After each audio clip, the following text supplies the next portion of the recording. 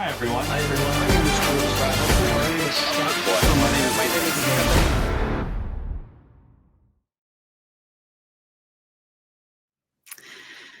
Well, hello everyone, and thanks for joining us here today. I have just a short talk for us all here today on what I think is happening with metals in this recession environment. And of course, I use the word recession, even though we're not officially there. The most widely predicted recession ever that keeps not quite happening, right?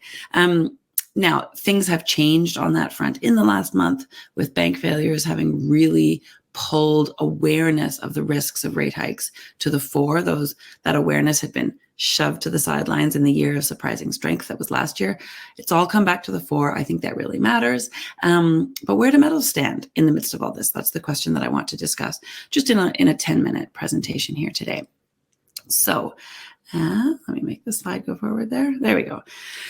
So I say awareness of those rate hikes, of the risk of rate hikes, has been pulled back to the fore. And I think that's the best and perhaps most important description of what the bank failures did. Now, the bank failures, I could spend much more than 10 minutes talking about those alone. I do not think that we are facing bank failures of scale of precisely the kind that happened with Silicon Valley Bank and a few of the others. They were highly exposed, unusually exposed to particular risks with unsophisticated management of those risks. That said, the reason that those banks the reason that Silicon Valley Bank failed is because it was overly exposed to treasuries. Now, that is a pretty crazy statement. If we could just, step out of this time frame and go to some other point in time and say a bank failed because it was overly exposed to treasuries, people would be surprised. Treasuries are supposed to be the holding of safety. And if you hedge them, then the risks that they do present are quite modest. But treasury yields have been moving all over the place because rate hikes matter. Now, rate hikes happened with incredible speed and scale last year. And so 2022 was the year of surprising strength. And I say that because rate hikes are supposed to hurt the economy. That is precisely what they are designed to do, right? They tighten monetary policy, they make money less available, and that is supposed to slow the economy that's facing excessive inflation. And yet through 2022, as expectations of recession were, like I say, highest ever, instead we kept seeing pretty robust, reliable data. Unemployment and GDP and all these things stayed really darn good.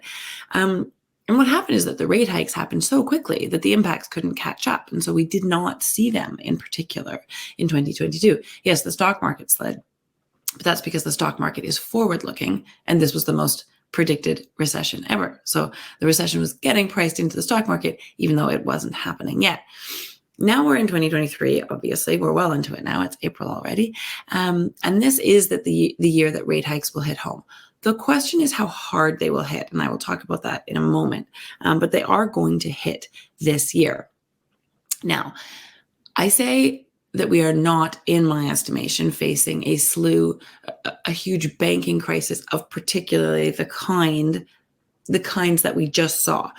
The banks that recently failed were poorly and highly exposed to particular risks, crypto for some of them and treasuries for others. And they were small banks. I mean, 250 billion is not a small number to you or me, but in the banking world, it's a small number. And other than Credit Suisse, the ones that failed were in the small bank category, which means that they did not face a bunch of the regulations that were put into place to prevent bank failures following the great financial crisis. Regardless, I don't think we're facing that particular risk, but they are the canary in the coal mine of the risk of rate hikes, the risk that rate hikes spread through the financial system.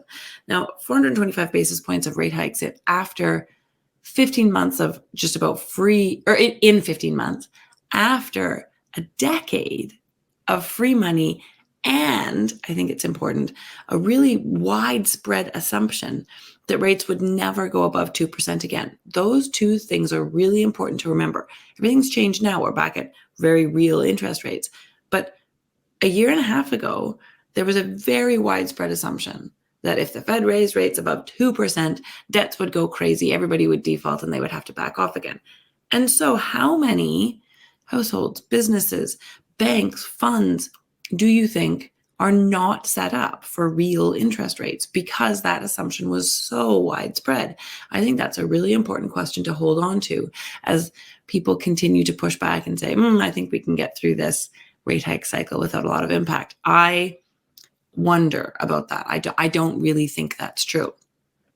That said, the unemployment remains very low. And so jobs strength is the buffer to all of this uncertainty. And it continues to be that at the moment. And that matters a lot because the North American market is very consumer spending driven, and people continue to spend money when they continue to feel confident that they will have their job or can get another job. And it's okay that they feel that way right now. That's what the unemployment rates are saying. So it's a buffer, but I don't think it can stop the train.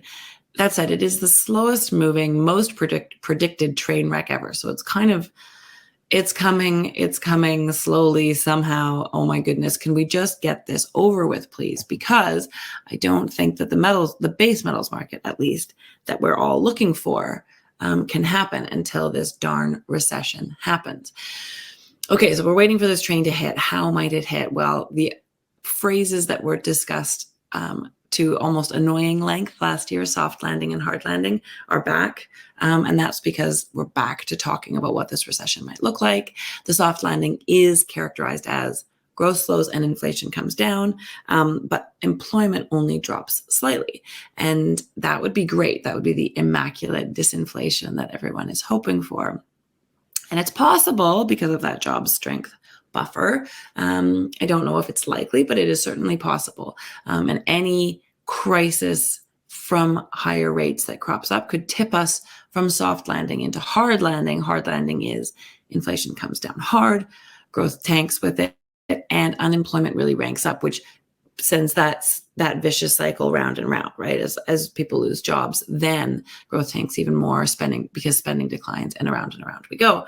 And of course, the hard landing creates and could be caused by crises of some form or other.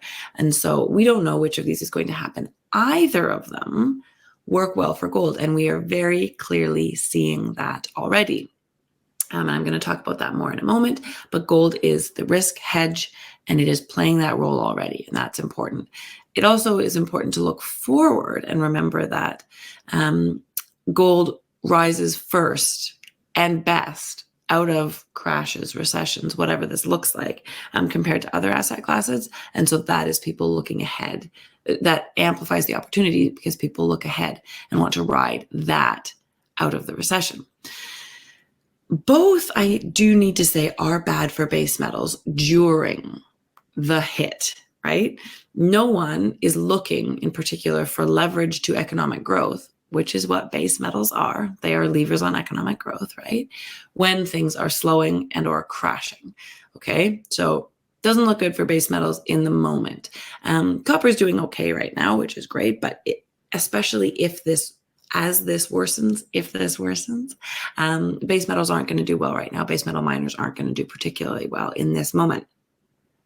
But once we get to the other side of this storm, base metals, and in that I include silver, by the way, offer very strong fundamentals, and they offer the fact that investors like to ride real assets out of recessions. So let me talk about both of those things just a bit more.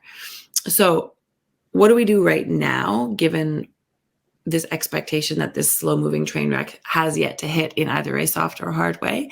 Gold is the play for today. It is the play for today because it is a risk hedge, because rate hikes are done. Maybe I should probably put more question marks after that. Inflation has not gone away. It is looking annoyingly sticky. We will get another set of numbers on that in a week or so. But it is looking annoyingly sticky. And the Fed is not going to stop its battle on rate hikes because a few banks failed. It's in a tough place. Rate hikes are a very blunt tool, but they are amongst the only tools that the Fed has. Regardless, in the era of uncertainty, gold attracts attention for sure. That attention is even better when rate hikes are modest, slowing, or done. And I think those words all do apply, done being the question mark one. And inflation is likely done rising. The Fed is not going to repeat the mistakes of the 1970s and allow inflation to run again. It is still working very hard to stamp it down. So with inflation, with rate hikes, modest or done, and inflation no longer rising, we no longer have rising real rates. We want them to come down with inflation coming down and maybe rates as well. But we don't have rising real rates, which is always a headwind to gold. So gold is the play for now. I would, in terms of how to act on that gold is the play for now statement, note that, we are in a situation where there's risk out there, a lot of it concerned about risk, and financial conditions are quite tight and are tightening. And in those situations, investors gravitate to large cap stocks with stable earnings, good balance sheets, and no need to finance. And so gold miners and royalty companies should do very well in this next while as this slow moving train wreck happens. But gold juniors are likely to struggle, okay? It doesn't matter that they are looking for the yellow metal that people want in this moment.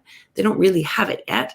And most importantly, it is very difficult to find investors who want to spend on high risk. Exploration is high risk. We all know that if we're listening to this conference. And so gold juniors are likely to struggle until the storm passes. They won't get the rising tide bonus until we get a little bit more confidence from investors in the overall market.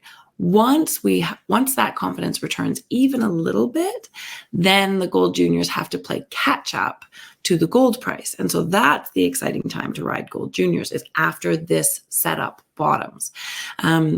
This table, I know it's a lot of numbers to look at. The first chunk of numbers looks at stock market crashes or in recessions, that being the definition of a recession, starting from the date the recession started until the bottom, and looks at and gold in those averaged a return of 16%. The next set of numbers does the same calculation starting 1 month before the official start date of the recession. And the third chunk of numbers looks at gold starting 3 months before the onset of the recession. And you can see from the average percent return of gold, the metal, it increases as you extend that analysis time frame, as you pull it more before the start of the recession. What that means is that gold hedges risk going into downturns, right? It means that people are buying gold not only to ride out of the recession, but because they want its hedging protection during or going into the recession. So that's great. That's already happening. And I think it's anybody who pays any attention to the gold price would back up that statement that it is already happening. What this set of numbers doesn't show is what happens after the bottom, the trough, as it's noted in these tables. And that's also a reliable pattern, which is that gold rises very quickly and strongly out of recessions, more so than other asset classes.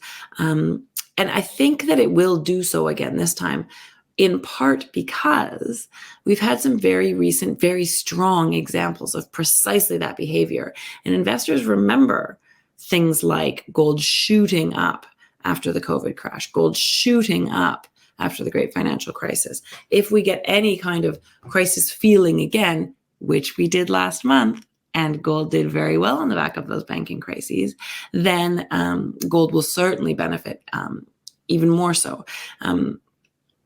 So I think as that happens, the gold play continues, but it grows, it expands to from being just the miners to also having the juniors in the game. But it is not only gold that will work after this recession. The supply-demand fundamentals across a lot of metals are incredibly bullish. And I think lots of people on this call are probably familiar with that concept. But there are major supply gaps for really mainstream large market metals like copper. And those have to get resolved at some point. And they're not going to get resolved through investor interest during this recession. But once this recession storm, as I call it, because that's a less clearly defined term that still references the same idea, once this storm passes, investors will look for real assets with strong fundamentals to ride out of the storm, and metals really fit that bill. There's not enough supply. There's dramatic demand. A lot of it is because it's from economic growth and very much amplified by the green transition, which is really boosting our need for metals.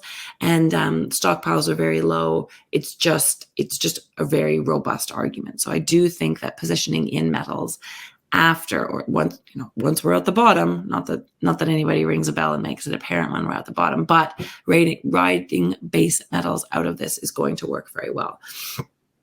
The other thing that I just wanted to mention is that all of the structure and thought process that I just outlined doesn't really matter for a junior that manages to hit into a new discovery, a good new discovery. And so if you are a junior exploration investor, and you know that, you've probably seen it happen before, hopefully you've experienced it, then you probably also know that you can continue to play juniors in this downturn, those that you believe have truly the potential to deliver a discovery in the near term. The only way that a junior can deliver discovery in the near term is if they have already financed, if they have cash in the bank. It's just very difficult to finance at this point. Companies can raise money, but it is going to be dilutive. It is going to be difficult. It's probably going to be insufficient. So if you want to play the discovery cycle or the discovery opportunity right now, make sure you're doing it with juniors that have cash in the bank and are going to deploy that cash in the very near term into very strong targets, because those are the companies that have the potential to deliver those kinds of discoveries that perform no matter what the market is doing. And that is what I have to say for today. This is my closing slide that just sums up what I do in this world. I write a weekly newsletter that analyzes how I'm seeing macroeconomic developments impacting the metals investment thesis. Clearly, what I did today was summarize some of those thoughts. It also certainly outlines the stocks that I'm buying and selling as part to play into my metals investment thesis. I have a premium service for investors who are interested in participating in the financings that I like and am buying.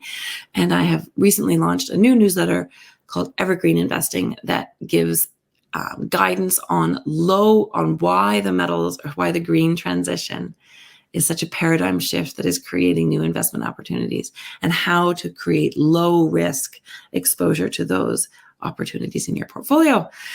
Thanks so much for paying attention. Hopefully you have a great day both at this event and in the rest of your offline world. I appreciate you taking the time. If you ever want to find me, I'm available at resourcemaven.ca. And thanks to Six for having me on to speak with you today.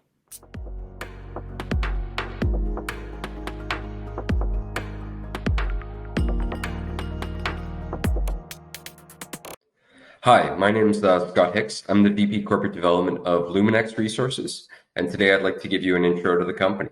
So for those of you not familiar with Luminex Resources, it was a spin-out from Luminex Gold in 2018.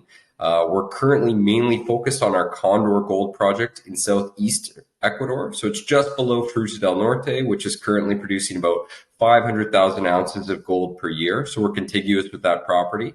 We've also got one of the largest land packages in the country. So we've got over 100,000 hectares. A large portion of that, about 65,000 hectares, is partnered with Anglo American, who is currently starting a 3,200 meter drill program at a copper target there. We have an earn-in agreement. They need to spend $57 million to earn 60% in the project. So they're well on their way to doing that and drilling right now. Our focus on Condor is on an area called Condor North. We've got about 3 million ounces of gold there. We did a PEA on it in 2021, which really looked at 3 open pits and 1 underground area. And it was about 25,000 ton per day operation that you could build for $600 million. Now, subsequent to that, we have found this new high-grade underground area called Cuyas West. And it looks a lot like the camp and is higher grade in some areas, and is actually the some of the highest grade results we've had on the property to date. So right now, we just raised $12.5 million. We're systematically drilling off Cuyas West to get it into a resource, and then we'll look at rescoping the project. So instead of that 3 open pit, 1 underground mine scenario feeding a central mill, we'll look at perhaps 1 underground mine at Camp, our existing resource, and 1 underground mine at Cuyas West, this area we're drilling off now. And what that would allow you to do is start the project on a smaller basis. So 4,000 to 5,000 tons a day instead of 25,000 tons per day. And, obviously working with just higher grade material. So that should meaningfully improve the economics of the project. The project had about a $400 million NPV at $1,600 gold under the old plan. So we're looking to improve it and put out, more importantly, a higher IRR project with lower capital that's more buildable in this environment. So some of the best results we've had, as I said, have come from this Cuyas West area. We've had 5 meters of almost 30 grams per ton material, 3 meters of 40 grams per ton material, but a lot of wide intercepts of, plus 5 gram per ton, plus 10 grams per ton material. So I'd encourage people to go and look at the Luminex website, check out our recent drill results. There's a lot of positive things happening with that drilling program right now at Cuyas West. Also, I would say we've got a second rig on the Permetador area. Now, this is a satellite deposit to the area I was just talking about at Condor North. It's never been drilled before. We're on our second drill hole there right now. We're planning to drill 1,200 meters to start and to see if we have another deposit there. So that could materially add to the Condor North area. And outside of that, we're continuing to work on the pipeline of projects we have in Ecuador. We're continuing to look for partners. We've been very successful at using the partnership model for bringing in outside capital over the years in this company on our earlier stage copper work. So I'd encourage everyone to stay tuned for drilling news from Cuyas West, drilling news from Permetador, drilling news from our Anglo partnership at Pegasus, and also whatever else we're able to do this year. So if you want to follow the company, go to luminexresources.com. You can also find us on Twitter, LinkedIn, and Facebook. And obviously, always feel free to reach out to me, Scott Hicks. I'm the VP Corporate Development. Thanks for taking the time to listen today, and have a good rest of the week.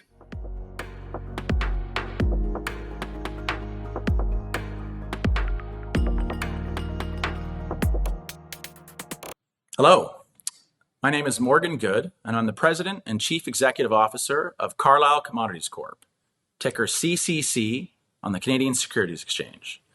We are a junior mining company based out of Vancouver, British Columbia, with a very strict focus, and that is the exploration, advancement, and potential future development of our 100% owned Newton Gold Silver project. The Newton project is based just outside of Williams Lake in south central British Columbia, about an 8-hour drive north of Vancouver.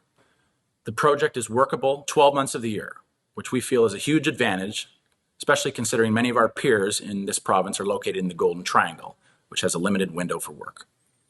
The Newton has quite the history.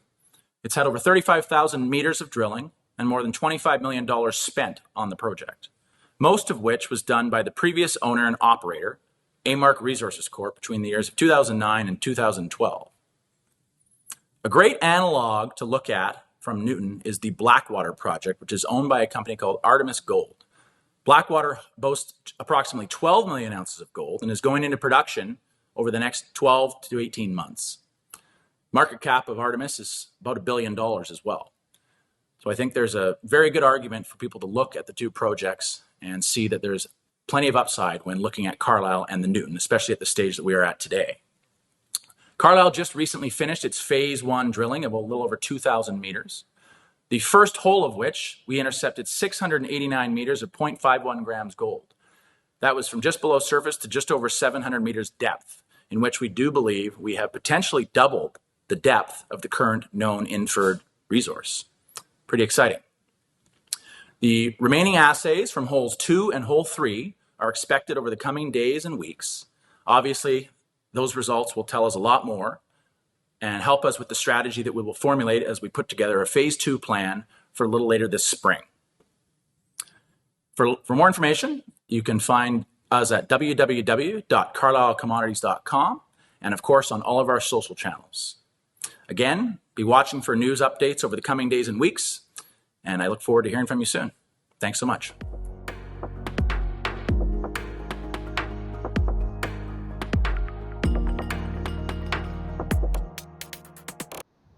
My name is Rylyn Bailey. I've been the VP Investor Relations of Equinox Gold since 2016, and it's my pleasure to spend the next few minutes telling you why I think Equinox Gold is one of the most compelling investment opportunities in the gold industry today. Of course, I will be making a number of forward-looking statements, so please visit our website, SEDAR and EDGAR for more information about the company. Equinox Gold has achieved incredible growth over the last 5 years. When I joined the company, we had about $10 million in the bank and owned a single mine in Brazil that was on care and maintenance. We did our first merger in March 2017, but everything kicked into high gear at the very end of 2017 when Ross Beatty joined our company as chairman. Gold prices at the time were less than $1,200 per ounce, but Ross thought gold was ready to run and he wanted to build a big gold company quickly while both asset and equity prices were still low. We've achieved that growth through strategic M&A and by building 3 new mines. We're building our 4th mine now, and in just 5 years, we've grown from a single asset developer to a diversified gold producer with 7 producing mines and a clear path to produce more than 1 million ounces of gold per year by developing our pipeline of expansion projects. And it's that growth that makes Equinox Gold such a compelling investment opportunity today. These 4 graphs are based on analyst consensus figures at mid-February. You can see from the 3 graphs on the right that Equinox Gold is well positioned relative to a group of peers in terms of expected future production at 5th overall, expected production growth at 1st overall, and total current reserves at 2nd overall, with nearly 17 million ounces of gold reserves in the ground. We expect to produce nearly 600,000 ounces of gold this year, which makes us a solid mid-tier gold producer. Yet you can see from the left-hand chart that we're lagging our peers in terms of valuation. We did have some operational issues last year, so we need to own some of that discount. But the biggest reason for our current valuation is because we have a large construction project underway, and a lot of our net asset value is tied up in growth. Our job over the next few years is to deliver that growth, and every time we achieve one of our milestones, we're increasing our production, increasing our cash flow, and reducing the development risk discount, and we should start to climb our way back up this valuation ladder. And the biggest step change is going to come in just over 12 months when we complete construction of our Greenstone mine in Ontario. We own Greenstone in a 60-40 joint venture with Orion Mine Finance. We started construction in October 2021. We're close to 75% complete today, and it's going incredibly well. Unfortunately, pretty much every single mine that's been built over the last 10 years in Ontario has had problems, so the market is skeptical that anybody can build a mine in Ontario on time and on budget. Our project is on time, it's on budget, and we are very confident in our ability to achieve production in the first half of 2024 exactly as planned. And Greenstone will be transformative for Equinox Gold. Our 60% share will give us 240,000 ounces of gold per year, so we're going to jump from around 600,000 ounces today to over 800,000 ounces of annual production, assuming our other assets continue to perform as they should. And Greenstone will be our lowest cost mine, so it's going to give us a boost to production, a boost to cash flow, and it will decrease our consolidated costs, which are all positives for the company. And when Greenstone is done, we expect to have the permits in place to complete the expansion at our Castle Mountain mine in California, which is going to add another 200,000 ounces of low-cost production to our portfolio. We're also advancing an underground expansion at our Aurizona mine in Brazil, which will extend the mine life and increase production. And we're hoping to do a big expansion at our Los Filos mine in Mexico, which will bring another 100,000 ounces of low-cost production. And the thing to remember is that all of that growth is already built into our portfolio. We have all of the projects and plans in place to nearly double our production over the next few years. And every time we finish one of those projects, we're increasing production, increasing cash flow, reducing our costs, and reducing risk. And that's the investment opportunity. That's how we're going to take Equinox Gold from the left-hand side of this chart, trading at half the average price of our peers, to the right-hand side of this chart as a profitable, sustainable, million-ounce-a-year gold producer. Of course, we've also got 7 operating mines. We've got 2 mines in California, 1 in Mexico, and 4 in Brazil. They're the bread and butter of our company, but the exciting story comes from the growth. The first question I always get is, can you pay for all this growth? And the answer is yes, we can. At the end of 2022, we had $327 million in total liquidity. We have cash flow from our operating mines, which of course looks stronger every day with rising gold prices. We've got a portfolio of equity investments that we can sell that are currently worth around $220 million. And as a little insurance policy, we put an ATM facility in place at the end of the year that will let us raise $100 million if we need to do that. So we're funded to get Greenstone into production, and after that, cash flow from Greenstone can fund the Castle Mountain build, Castle Mountain can fund the Los Filos build, and so on. We've already created a diversified Americas-focused gold producer with a solid business in Canada, the United States, Mexico, and Brazil. But with the growth that's built into our portfolio, we offer the highest leverage to rising gold prices of any of the mid-tier producers. We've seen that leverage in action over the last couple of weeks. Our share price jumped significantly when gold started to run. If you're bullish on gold, you'll be looking for that leverage. And if you're the kind of investor who has a longer-term vision and can see the growth potential built into this company, you get to buy into tomorrow's million-ounce producer at today's discounted pricing. Thanks for listening today. If you'd like more information or have any questions, please come to our website at equinoxgold.com or get in touch by phone or email and we can talk.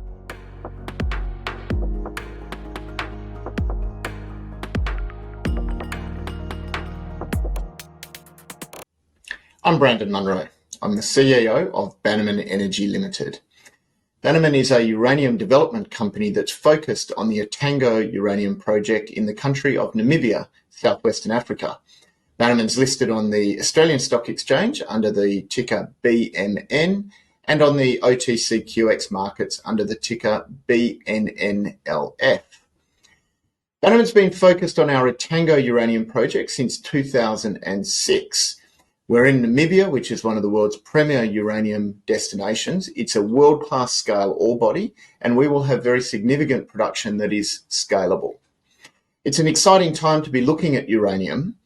It's a sector that is poised to grow. Uranium is the unsubstitutable fuel source for nuclear power, which delivers 10% of the world's electricity currently.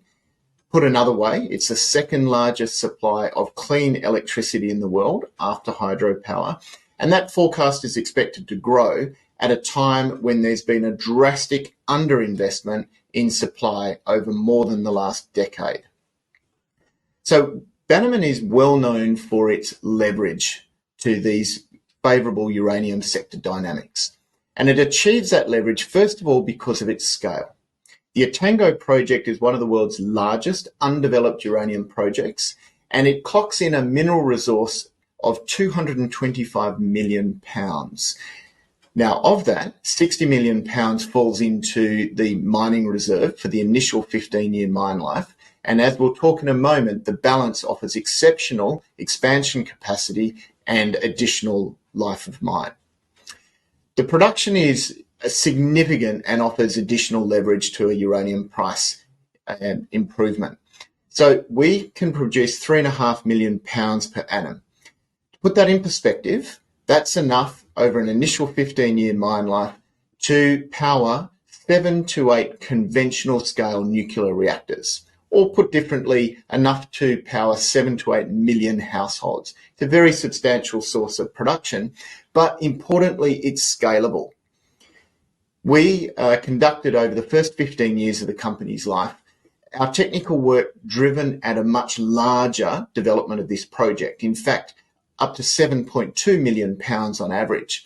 What we've decided in the last few years is to pursue a streamlined development initiative where we will produce at a smaller scale, get into production sooner with lower development hurdles, superior economics, and once we're in production and profitable, we can then look at the option of expanding into that larger process capability that we studied previously.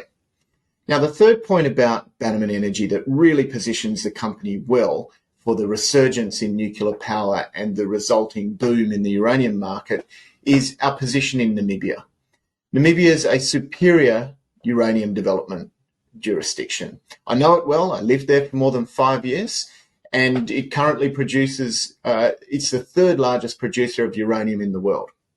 Been producing for over 45 years and exporting from 3 producing mines.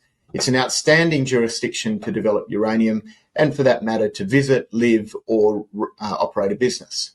So when you look at what that combines into, it's an exceptional investment opportunity. We have, through our Tango project, a globally significant output of £3.5 million with further expansion scalability. The economics are robust, and you can learn more about that if you go to our website. We have environmental approvals, so we are ready to go. They will be producible pounds produced into the next uranium cycle. Namibia is a premier uranium jurisdiction, so we're delighted to be developing an asset there. The project is low technical risk. Apart from the definitive engineering work that we've undertaken, it's highly conventional, it's open pit from surface, and it's conventional sulfuric acid heap leaching, which has been tested via our pilot plant for several years. And finally, via our current development pathway, we have a streamlined pathway to development that enables us to get into production sooner with lower development hurdles and expand our production to meet the market from there. So I hope that I've captured your interest. You can learn more either by going to our website, bannermanenergy.com. You can contact us through email, info@bmnenergy.com, or you can reach out to us and follow us at Twitter, @Bannerman Energy. I hope to provide more information to you in due course, and I really hope that I'll have the opportunity to welcome you onto our register as a shareholder. Thank you for your time.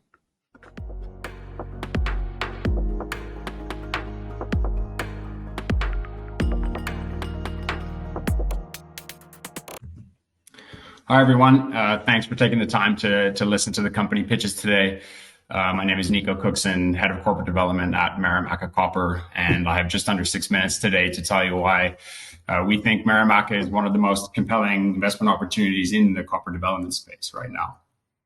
We're a development project located in the Antofagasta region of Chile, a prolific mining region. This is a new discovery, one of the only true greenfield major copper discoveries made globally in the last 10 years. And we are really rapidly moving this project towards development while in parallel exploring the significant upside that this project has to offer through exploration, and some very, very exciting exploration that I'll touch on today.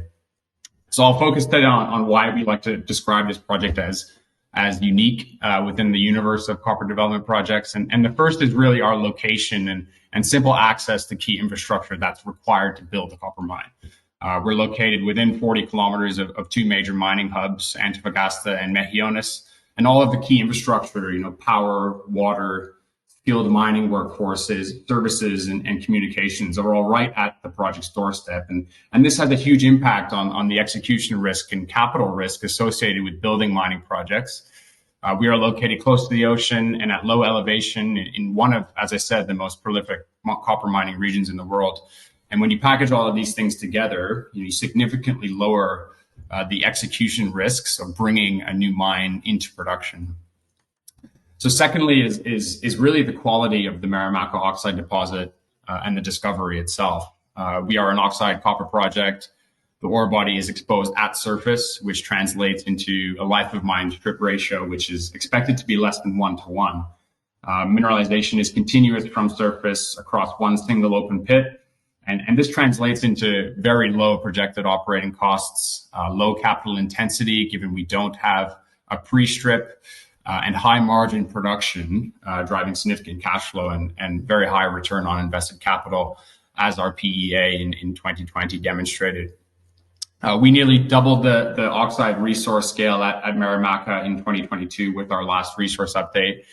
And Meramaka is really now firmly established as one of the most significant oxide copper discoveries made globally in the last decade or two.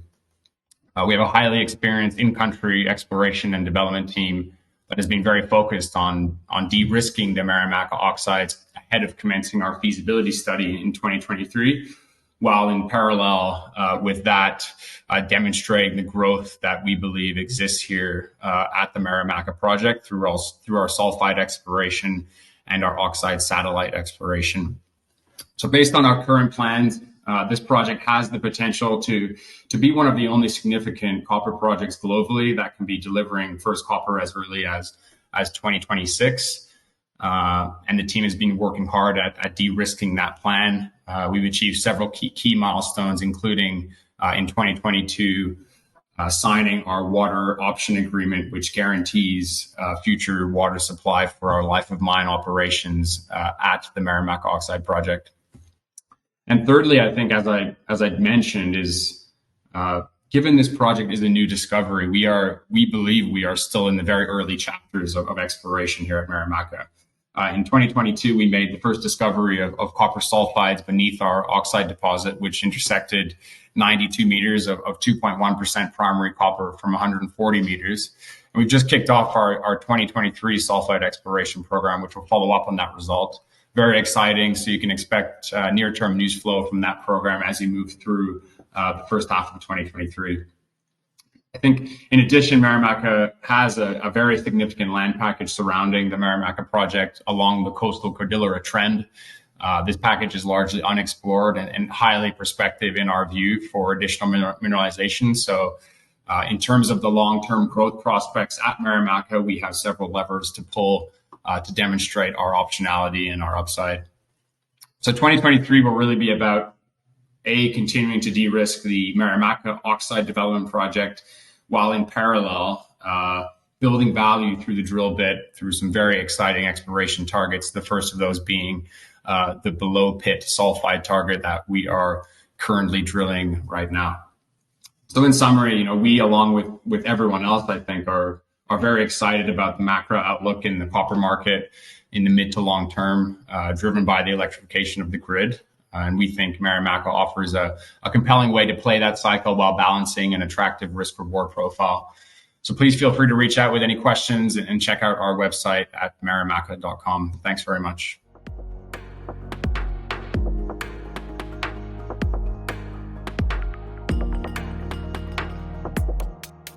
Hello, I'm Sandy McVeigh, CEO of Westvault Mining. Appreciate the opportunity to tell you a little bit about this company and our project, the Hasbrook Gold Project in South Nevada. So first off, about the people, track record. Any investor needs to understand who they're investing in as much as what. Our team has had a couple of big wins. West Timmins Mining, we sold in 2009 for $424 million for a net increase of 1,514% on the initial investment. Mag Silver, we started that in 2003 at a 50-cent initial offering. In 2021, it had reached a peak of $28 Canadian, 5,600% increase. We have done this in the past. We hope that we can do the same again with the Hasbrook project. Westvault Mining was formed out of West Timmins. In 2013, we started off looking for properties. We found the property that we've currently got, the Hasbrook property. It's a solid project. Geology, metallurgy, the best address, prospective land package.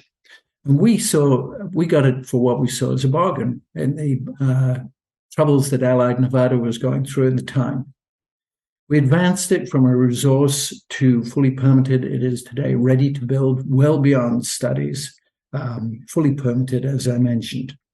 The project itself is very robust. It's got a 51% after-tax IRR, plus 200 million US NPV, and it's very cheap to get going. It's 66 million initial capital. So all things combined, it's a sweetheart of a deal. There are no peers. I don't think there's anything out there that's quite as good as this.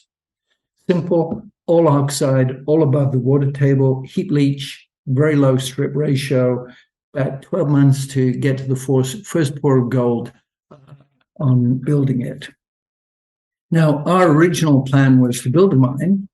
Then in 2017, something happened. My current boss, an individual by the name of Peter Palmetto, president of Sun Valley Gold, started acquiring in the market and stopped doing that when he reached 40% ownership of this company.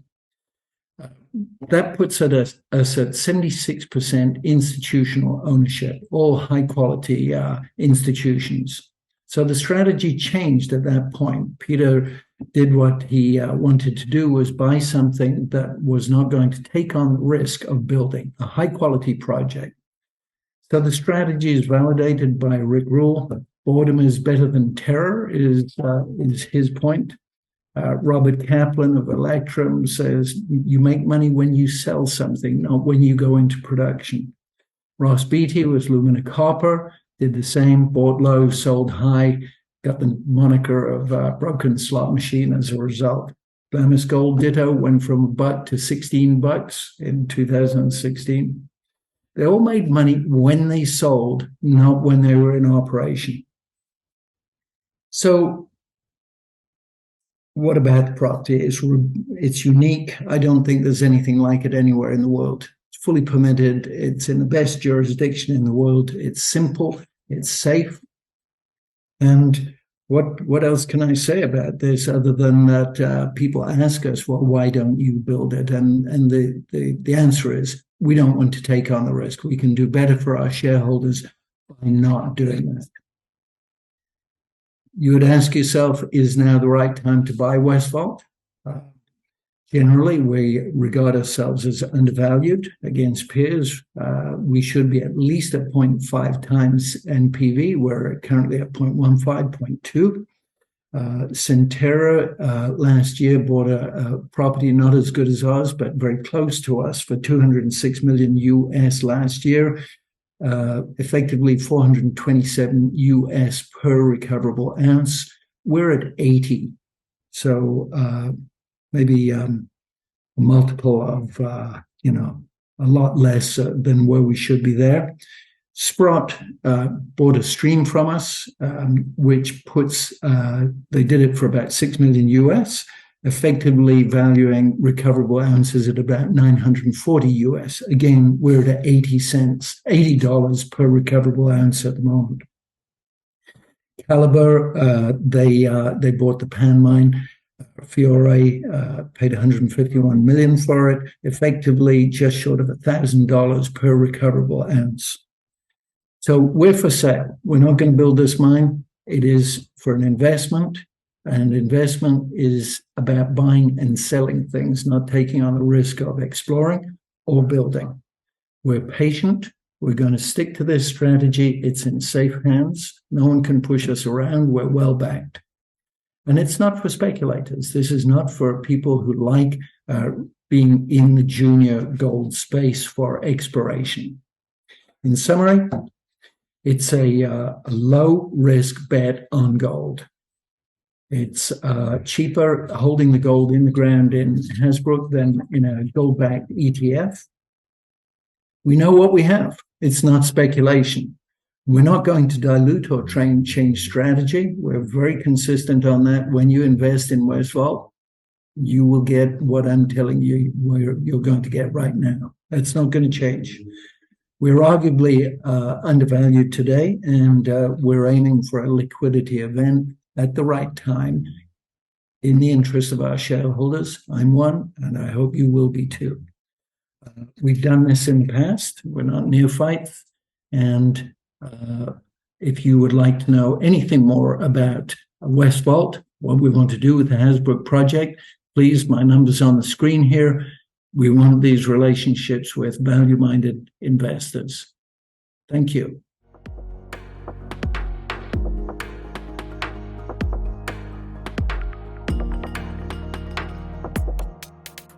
Hi, I'm Wes Adams, and I'm the CEO of Visionary Gold Corp. Visionary trades on the Toronto Stock Exchange Ventures under the ticker symbol VIZ, and on the OTC markets in the US under the ticker symbol VIZNF. Currently, we're working on an exciting new nickel discovery that we recently made at our King Solomon prospect, located in Wyoming. We started the company about 2 years ago to focus on gold exploration. And, we use a systematic approach to exploring. So we cover a lot of ground, and we try to find, not just the commodity that we're looking for, but whatever commodity exists on the land package that we have. And so in this case, we made an exciting nickel discovery using our systematic techniques. I think this is something we'll build on in 2023. We have a drill program that is targeting growth at King Solomon, and we'll also be stepping out and testing some new targets at Blackrock and possibly at Lewiston Miz too, which is our copper gold target. So why would you want to invest in a new nickel discovery? Well, nickel and cobalt have just been added to the strategic minerals list by the United States government. So we have a mandate to explore for these type of commodities. What's very exciting about the outlook for nickel is that demand is set to increase over 350% between 2020 and 2030. We feel like nickel is going to be the most coveted battery metal for electronic vehicles going forward, and also has a number of different uses in various electronics. So in the recent weeks, we've made a couple of key additions to our team, which I think really give us an edge in building on this discovery in 2023. So we've added Michael Page as chief geologist. He is a former director of exploration for Norilsk Nickel, which was the largest producer of nickel and palladium in the world during his tenure. He was also VP exploration for Ivanhoe Mines in China and in Southern Africa. And he's also spearheaded worldwide nickel exploration for BHP and Goldfields. So Michael has a ton of experience looking at the type of rocks that we have here in Wyoming. And I think he's going to be a key addition to us as we try to build on this 2022 discovery at King Solomon. We've also added David Miller, who is formerly the CEO of Strathmore Minerals. And so he had a great success at Strathmore. He also served for about 20 years in the Wyoming State Legislature as the majority leader for the House of Representatives. So David will certainly bring a lot of value and credibility to our company as we continue to explore and develop mineral resources in Wyoming. So one thing that's unique about Visionary is that we're largely self-financed. 75% of the stock is owned by management and insiders and people that are very close to the company. And this gives us a unique ability as a junior to self-finance. So who are our investors? So I own about just over 20% of the company. We have another family fund that owns just over 20%. And we also have several high net worth individuals that are mining professionals that really like what we're doing at Visionary. So these include Stan Dempsey, who's the former chairman of Royal Gold, Jim Stuckert, who is one of his first investors in Royal Gold, and then Don Valentine, who's owns the royalty on the Wharf Gold Mine in South Dakota since 1983. So we have some guys that are really key to the company here. They give us the ability to access capital when we need it. And certainly I think that is a great thing to have when you're a junior exploration company.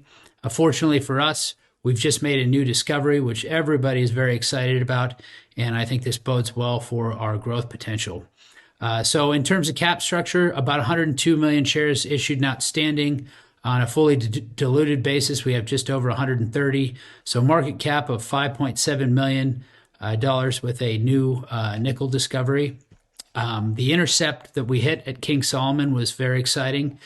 44 meters of 0.23 nickel with a little bit of cobalt and platinum group elements as well.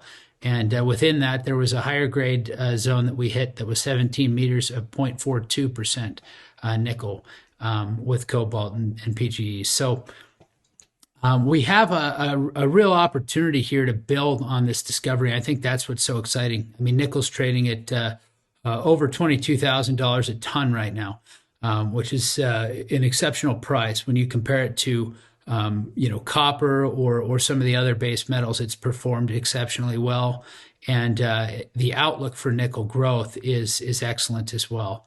So if there's a few things I'd like you to remember about today's presentation, it's that Visionary's recently made a new nickel discovery. It's probably the first nickel discovery in Wyoming since the early 1900s. We have a small market cap right now of about 5.7 million. Very strong group of investors that back the company. and we're poised for growth in 2023. So thanks for watching today, and we hope you'll follow Visionary going forward.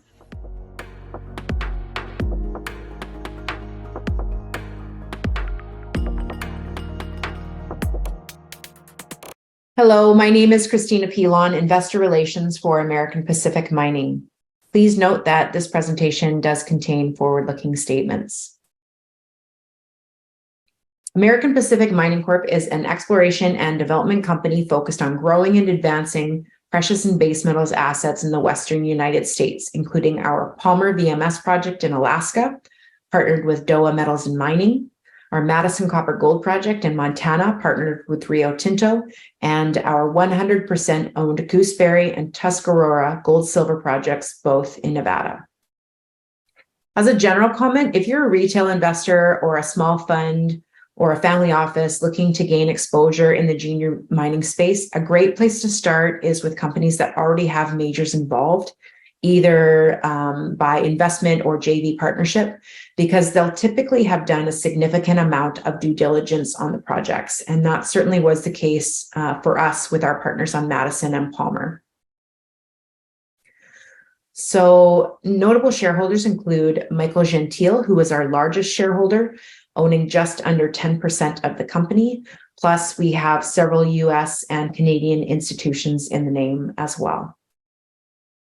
We're well capitalized with just over $5 million in cash and another $3 million in the money warrants. And we're expecting upwards of $30 million in partner funded spending in 2023 alone, despite having just a $60 million market cap. That kind of budget makes for a very catalyst driven year. As always, we have an eye towards growth via both the drill bit, with drill programs planned at several of our projects, as well as potential M&A. In 2022, we acquired Constantine Mining, including the 14 million ton Palmer VMS project in Alaska, of which we now own 41%. Our partner on the project, Dowa, owns Japan's largest zinc smelter and is highly motivated to advance Palmer and begin generating feed with a 5-year plan to feasibility. Palmer is a PEA stage project with 14 million tons of high-grade zinc and copper, including an indicated resource of nearly 4.7 million tons of over 10% zinc equivalent or 4% copper equivalent, and a further inferred resource of 9.6 million tons of 8.9% zinc equivalent, or 3.4% copper equivalent. Our Madison Copper Gold project in Montana is also a JV partnership whereby Rio Tinto may earn up to 70% of the asset by spending US $30 million. Madison is a high-grade skarn at surface with a porphyry underneath, and past production from the skarn, though small scale, delivers some absolutely incredible grades, including 2.7 million pounds of copper with grades ranging from around 20% to over 35%. Exploration at Madison has focused on the potential for a large-scale porphyry feeding that skarn, resulting in those high grades. This is just an incredibly high-grade skarn at surface. All of these holes that you see here are in the range of around 0 to 200 meters depth. You see 30 meters of 25 gram per ton gold, 11 meters of 41 grams gold, 61 meters of almost 7% copper. Rio Tinto has also had some even more recent high-grade drill intercepts, which show some really huge potential. And we believe that Rio Tinto will continue to drill and advance Madison.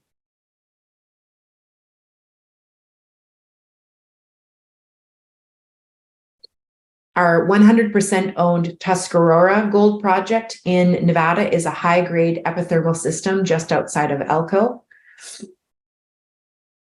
We have had some excellent drill intercepts here, including 4.6 meters of 127 gram per ton gold, including a meter and a half of 368 grams per ton gold.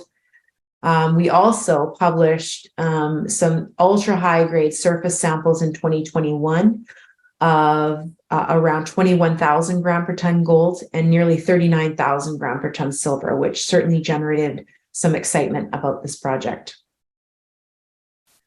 Our Gooseberry silver gold project is also a high-grade epithermal system in Nevada and encompasses the high-grade past-producing Gooseberry mine. Gooseberry shows similar geology to the Comstock lode, which is just 24 kilometers away. The knock on Gooseberry has always been that it was a single vein, whereas Comstock is obviously multiple veins. However, last year, our exploration work identified 6 new target areas and 3 new interpreted veins, one of which was drilled for 4.5 meters of around 550 grams per ton silver equivalent. A drill has already been mobilized to site for a follow-up program, which should begin imminently. Our team is very well-rounded. We have a broad range of experience covering exploration, development, and capital markets. Our CEO, Warwick Smith, is a seasoned venture capitalist and has developed quite a track record in M&A. He led the acquisition of Constantine Mining, including the Palmer project last year, as well as the acquisition of our Madison project, which was nominated for Deal of the Year by S&P Global Platts in 2021. The same organization that nominated him CEO of the Year in 2022. Our president, Eric Saderholm, was the former head of exploration for the Western U.S. for Newmont Mining and has been an absolutely critical factor in identifying and evaluating the assets that we've added to our portfolio. So to summarize, American Pacific is a 60 million market cap company with upwards of $30 million worth of partner-funded exploration and development planned for 2023, plus several 100% owned assets will also see exploration and drilling this year. Our intention is to grow both by the drill bit and by acquisition, and we'll continue to aggressively look for new opportunities that fit within our asset portfolio. If you have any questions at all, please feel free to reach out to me at Christina@AmericanPacific.ca, or you can subscribe to our newsletter or follow us on Twitter or LinkedIn. Thank you very much for your time.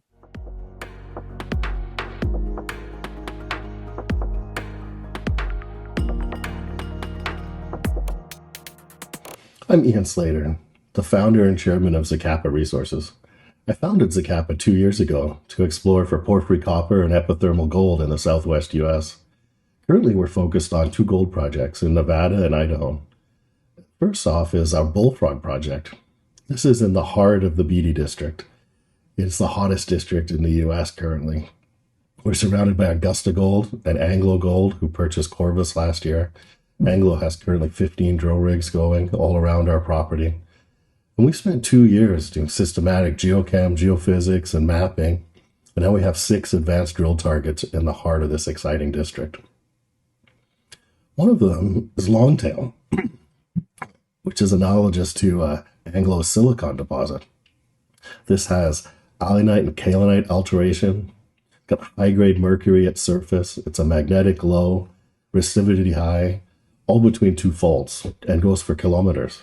It's identical to some of the best discoveries in the Beatty District, and we'll be drilling it next month. After Longtail, we'll be drilling Shingleback, which is also a resistivity high. It's at the intersection of 2 faults. It's surrounded by historic workings. There's dozens of shafts and old pits and adits. And it is the highest grade geochem samples we had on the project. We're going to be drilling 3,000 meters at Bullfrog in April. It's going to be an exciting time to be a Zacapa shareholder. Once that drill program's complete, we'll be drilling our other gold project, Miller Mountain in Idaho, in the summer. Historically, this project had drill holes of up to 7 meters of 21 grams gold from surface. And there was historic test pits there mining 2 grams oxide material. This is a very exciting district. This will be our first year, first full summer working there and drilling there. And it's already fully drill permitted also. Thank you very much for your time. I look forward to talking to you next time.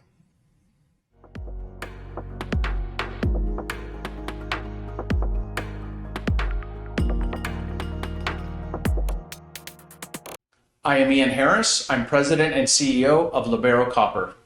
Libero Copper has a portfolio of copper porphyry projects strategically located in the Americas. In British Columbia, Canada, the Big Red and Big Bulk project, the Esperanza project in San Juan, Argentina, and the Mocoa project in Colombia. I'm a mining engineer with 25 years of experience in the industry, including part of the team that built the mine in San Cristobal, Bolivia, and as Senior Vice President of Corriente Resources. I led a team that developed that project, which then sold for $690 million, stayed on board, started the construction of that project. That project went on to be the first large-scale mining operation in the history of Ecuador. That is the reason that I joined Libero Copper, to take all those lessons learned and really a secret formula that we developed on how to advance projects in the Americas. I'm joined, for example, with a robust team within Libero that also has similar experiences. For example, Director Ernie Mast was CEO of Inmet's Cobre Panama and took that project all the way through finalizing permitting. Then it was sold and then built by First Quantum. The Mocoa project in Colombia is a large-scale copper moly porphyry. It already contains to date over 2 million tons of copper, over 200,000 tons of moly. To put it in perspective, world moly production is around 270,000 tons. It's a project that has an inferred resource of over 600 million tons and is an open in all direction and contains multiple targets within the Jurassic porphyry. These Jurassic porphyries are famous for their clustering of multiple porphyry centers, and it is already large size and scale. It is the reason that I joined Libero Copper in 2021, to take the lessons learned from Ecuador and apply them from the beginning on a new project. That is the most significant catalyst for the company. We are doing that homework.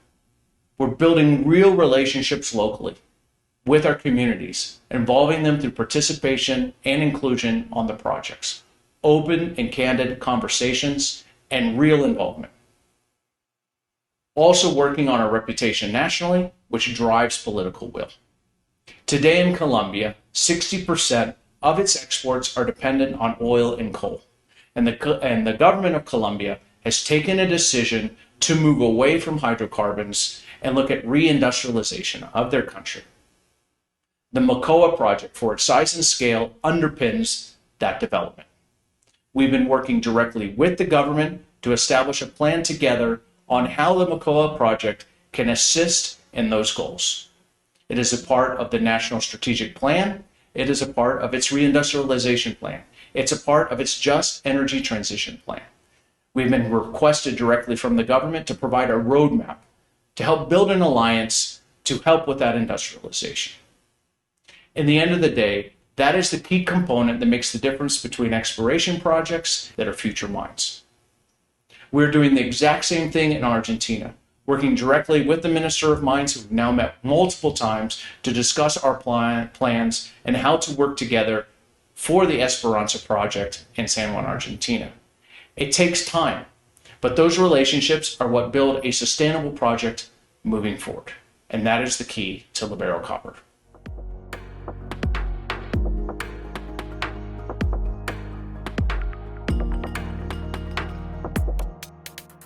Hello, and thank you for tuning in to Silver Viper's presentation today. My name is Alicia Ford. I'm the Business Development Manager at the Belcara Group, so you're probably going to hear from me twice on both Barcele and Silver Viper, but right now I'm going to walk you through the highlights of Viper. So as I mentioned, Silver Viper is a part of the Belcara Group, which is comprised of technical and capital markets professionals in the mining industry with over 150 years of combined experience.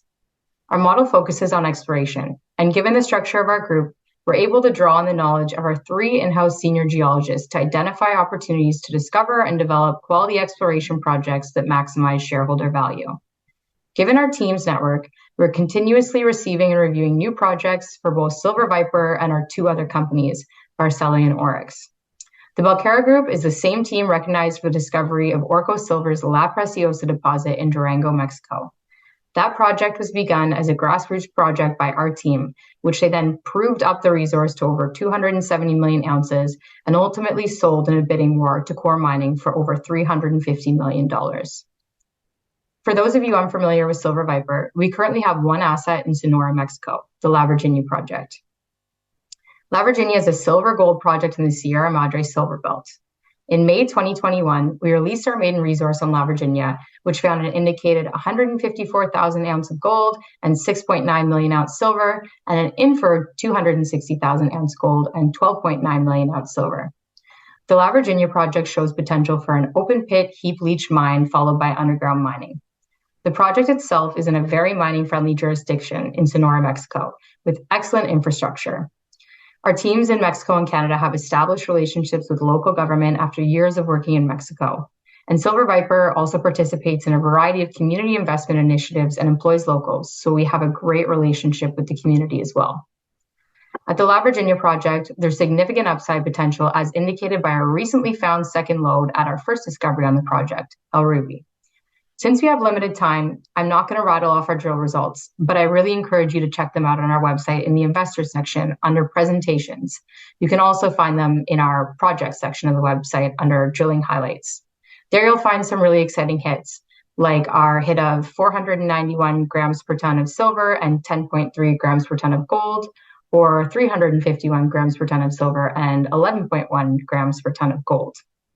So phase 3 of drilling continues to intersect high grades, and our focus at La Virginia is to expand the El Ruby discovery and to test new targets.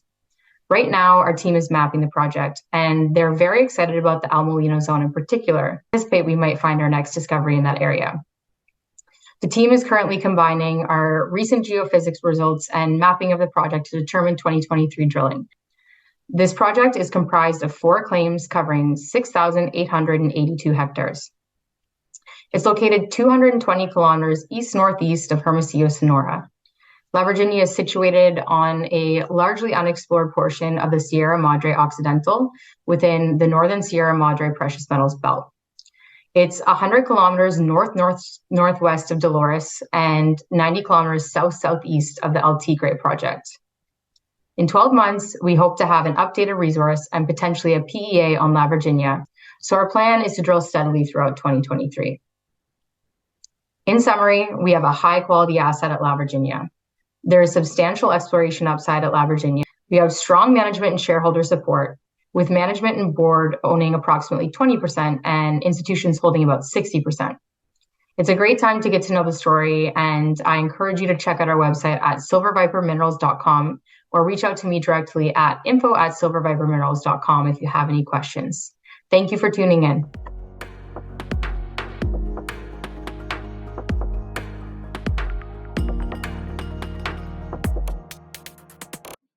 Hi, everyone. Thanks for your time today to learn about our story at Goldseek Resources. My name is John DeLuce. I'm the CEO and founder of Goldseek, and Goldseek trades on the Canadian Stock Exchange under the ticker GSK. So as I mentioned, I'm the founder of the company. The company is backed by my family office. We have over 20 years experience in making strategic investments, on the boards of mining companies.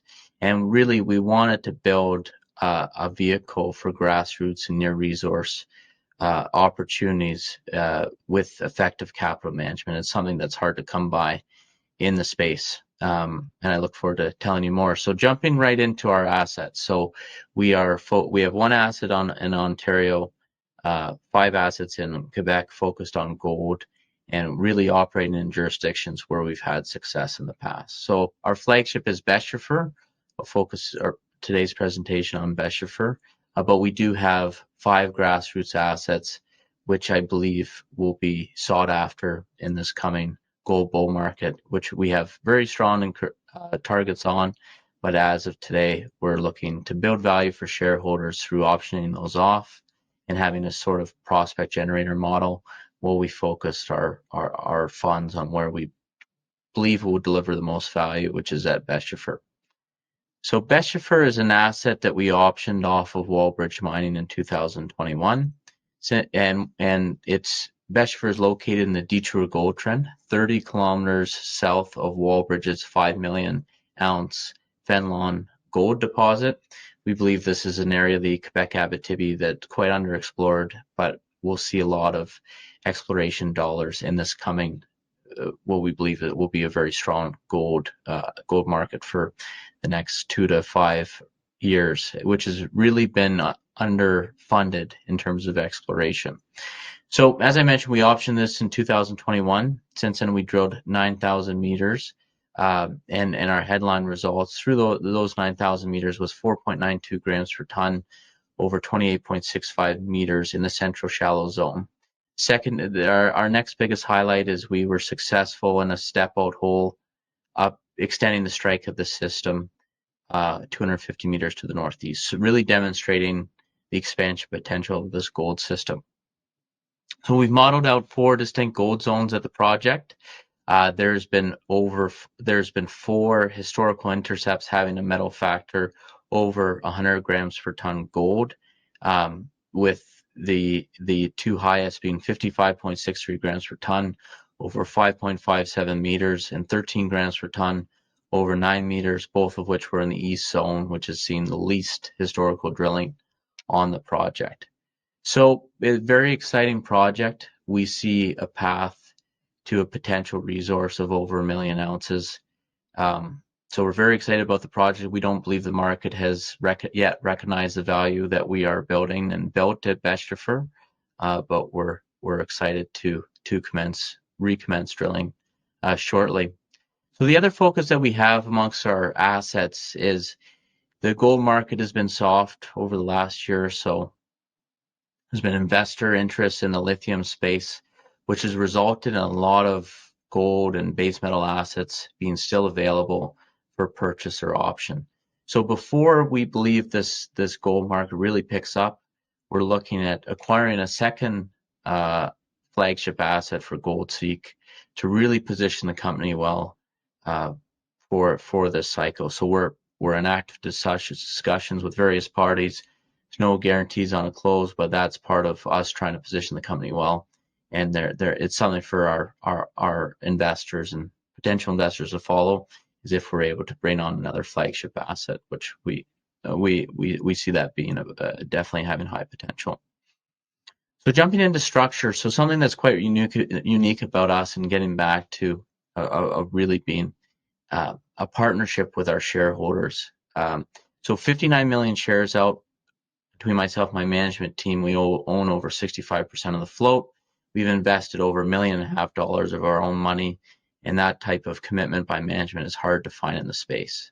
And we pride ourselves on industry low G&A, and with only 20 million shares out in the public float, we're very tightly structured for the turnaround in this market, and also positive catalysts, whether that's from drilling, potential acquisitions, or other matters coming from the company.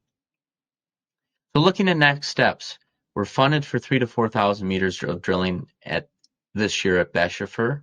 We are finalizing our drill targets at the moment, focused on expanding the high grade, high metal factor intercepts on the project, which we believe will make a difference in our market cap, currently at $2 million Canadian, which we believe is very undervalued for what we've built and what we intend to do with GoldSeek. And as I mentioned, looking at potential acquisitions, that could be something that investors could see over the coming months. So thank you for your time. Please reach out. You can find our details at goldseekresources.com. And thanks again for your time.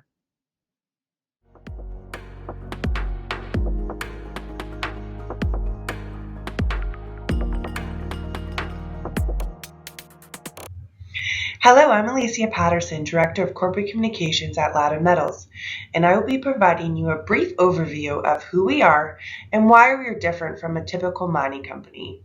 We trade on the TSXV under the symbol LMS and the OTCQB under the symbol LMSQF. Now I'll bring your attention to the forward-looking statements. They're long, so I will not read them. We're a prospect generator in South America. We are located in Peru and Argentina, and our commodities that we focus on are copper and gold, and we're focused on the shareholders and the value we bring to them. Now, this is the shareholder focus model. It provides shareholders with exposure to potential multiple discoveries without the dilution associated with high cost exploration drilling. Now, let's look at this model a little bit closely and how it works. The step one is the project generation. This is one of our key skills. We identify projects with high potential for discovery. Step two, acquire the projects. Step three, low cost exploration. Work includes mapping, geochemistry, geophysics, but not drilling. Drilling is very expensive and is a source of shareholder dilution in many companies. The step four, we secure a partner. It has to be partners that are financially capable and also with the technical expertise. Step five, partner funded exploration. The partner that we have will invest via cash payments and they fund the exploration. At this stage, Latin Metals is not contributing any cash to the project. And step six, we retain interest. Although we're not spending money on the project, we do have to retain interest. If the partner makes a big discovery, we get to participate in that upside. This is our process. We aim to maximize the chances of success by replicating this process time and time again. With multiple projects and multiple partners, there is no upper limit to how many times we can replicate this process. This is different than a typical mining company, where they have one or two projects, raise cash, and dilute the shareholders to drill. This chart shows many of the Latin Metals projects and their various stages of development.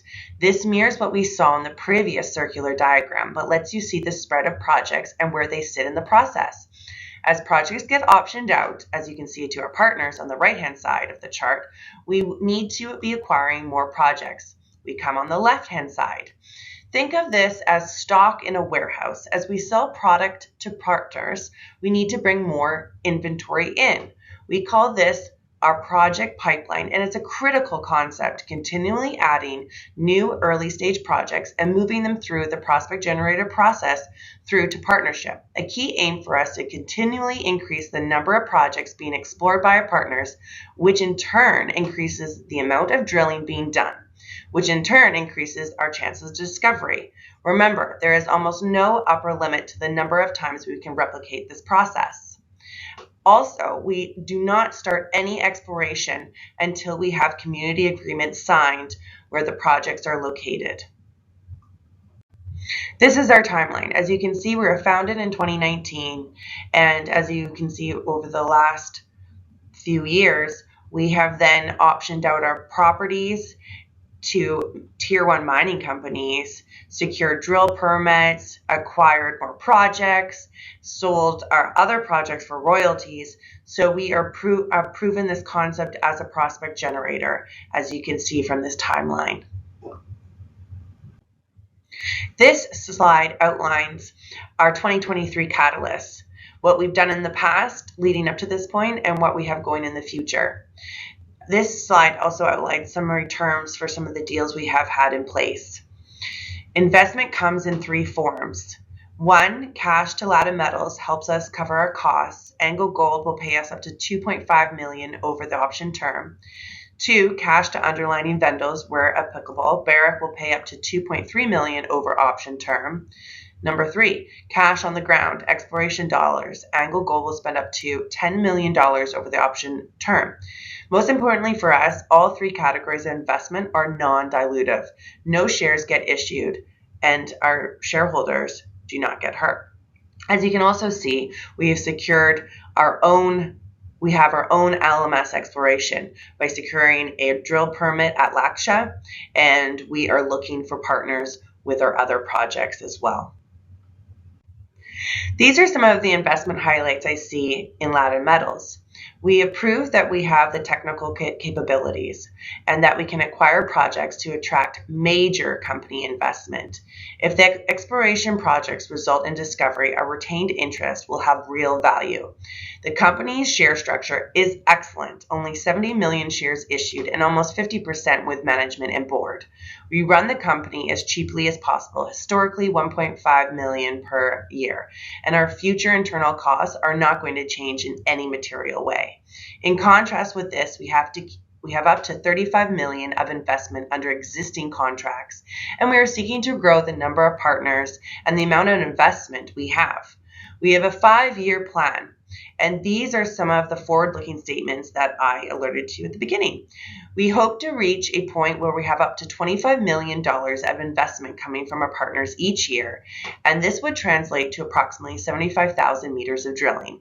It is ultimately drilling that finds deposits, but typical companies don't drill 75,000 meters in a year, not even close, so we can increase our chances of success with this kind of growth if we can achieve it. As I mentioned in the previous slide, we have 70 million shares outstanding. I like this slide to talk about it as our peer group.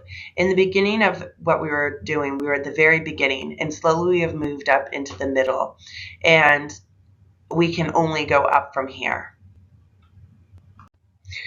Thank you so much for listening to me today. I hope I gave you a little bit more insight in who Ladder Metals is, and please follow us on social media.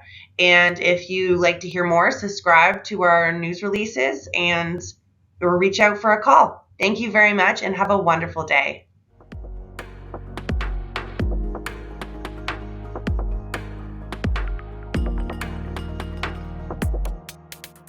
Hello, welcome and thank you for inviting me to be part of the conference today. And thanks for taking some time to hear about Silver Valley Metals. I'm Brandon Rook, President and CEO. We have a very exciting new and developing story to share with you. We're a Canadian company advancing exploration for silver and base metals on the Ranger Page project located in the prolific Silver Valley of North Idaho, and for lithium and sulfate of potash at our Mexican project on the central Mexican plateau. In the Silver Valley, which is part of the Coeur d'Alene mining district in North Idaho, there are over 10 major silver and base metal mines along a 35-kilometer corridor where more than 1.2 billion ounces of silver and billions of pounds of base metals have been produced. This is a small area where major mining companies got their start, such as Hecla and Coeur. As you can see behind me, Silver Valley has consolidated approximately 4 kilometers of strike length in the western end of the valley that remains underexplored within this prolific district. The story here is all about the geology and the long strike lengths, consistent widths, and deep depths that these vein structures possess in this part of the world. Production in the Silver Valley has commonly occurred from surface to consistently below 1,300 meters and even up to 2,600 meters below surface at Hecla's, Lucky Friday, and Star Morning mines. At our Ranger Page project, we are able to consolidate 6 historic mines. Importantly, everything is on patented land. One of our mines, a top 10 producer in the Silver Valley, the Page mine, operated to about 850 meters in depth. It remains wide open in high-grade mineralization with a large 750-meter strike length and has resources defined in place. We also have the past-producing Blackhawk mine, mined to approximately 375 meters below surface, and it remains in high-grade mineralization with a 375-meter strike length. And the other 4 mines never exceeded more than 70 meters in depth due to small-scale past operators not having the capability to mine on a larger scale. In 2022, the company explored the project for the first time, with exploration results now being press released over the past weeks and with more to come. We have identified 7 distinct target areas indicating superb potential for silver and base metal mineralization.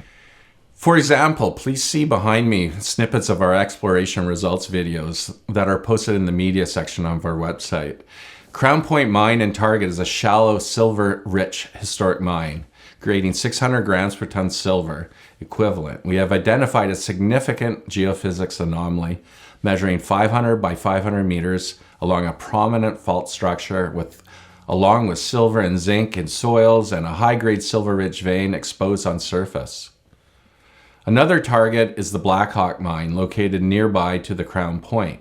Again, geophysics identified a significant up-plunge anomaly from the historic underground mine workings, measuring close to half a kilometer in strike length, and as well you can see the mine at depth remaining in mineralization.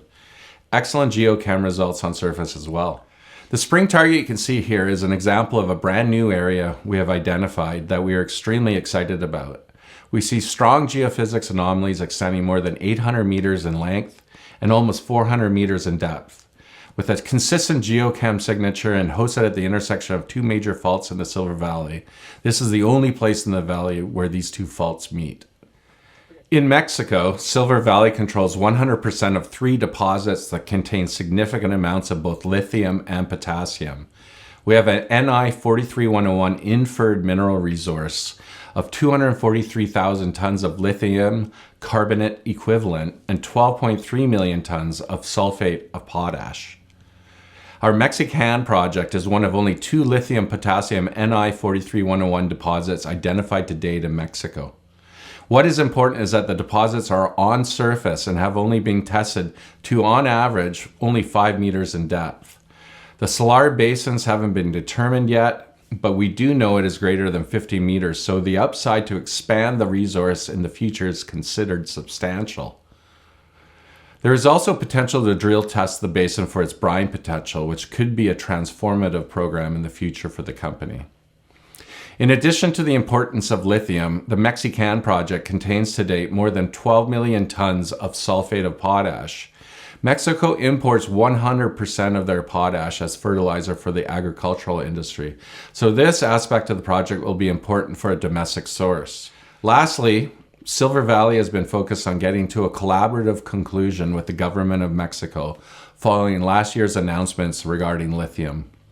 We continue to look at the situation optimistically and with a win-win outcome for both Silver Valley and Mexico, and this being anticipated to happen sooner than later, 2023 can be a massive year for the company, especially considering the strong interest in the project from potential future investors and/or partners. We invite you to follow along with our exploration progress by viewing our website, silvervalleymetals.com. Our shares trade on the TSXV under the symbol SILV and the US OTCQB under the symbol SVMFF. We have a small share float and only 48.7 million shares outstanding. Thank you so much for listening to our story of advancing the Silver Valley's next great project and pursuing development of lithium and potassium in Mexico.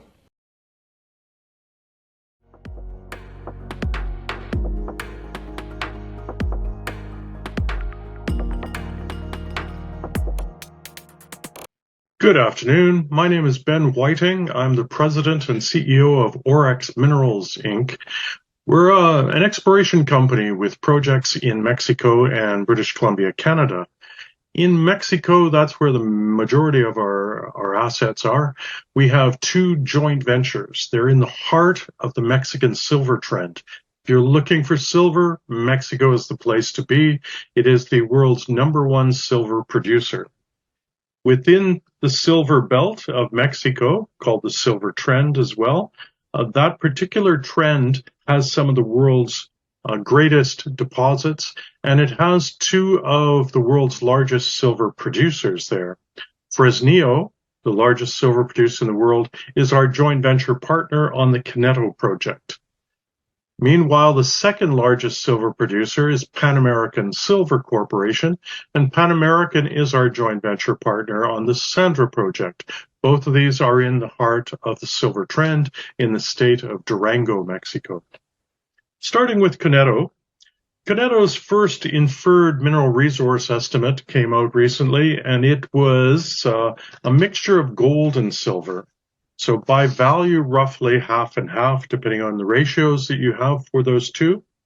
The gold content for it is 286,000 ounces of gold combined with 19 million ounces of silver. So that's a gold equivalent of 538,000 ounces of gold, so over the 500,000 mark for the initial resource estimate. If you think in terms of silver, that's about 40 million ounces of silver equivalent. The joint venture is 55% Fresnillo, 45% Orex. That project still has many targets to be evaluated.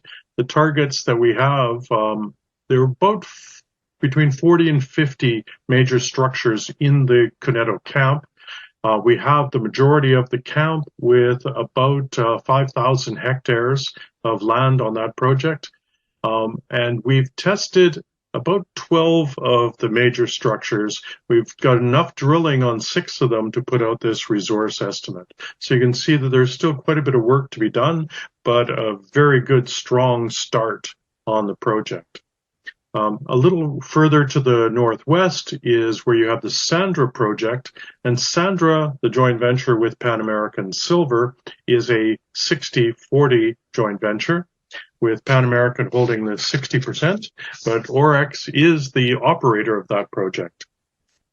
Before we did the joint venture with Pan American, we did a project joint venture with a fellow junior by the name of Carlisle Resources, and Carlisle's interest was bought out by Pan American when they combined their interest from the northern part of the mining camp to our interest. So we now have much more of the Sandra Escobar Caldera complex. In that complex, initial discovery of an ore deposit was made called the Belarus Silver Deposit. Now, the Belarus deposit is right at surface. It's a disseminated lower temperature deposit of silver with a lot of manganese in the system, and that one comes out at 33.3 million ounces of contained silver in a flat-lying horizon that is right from outcrop with a potential stripping ratio of less than 1:1.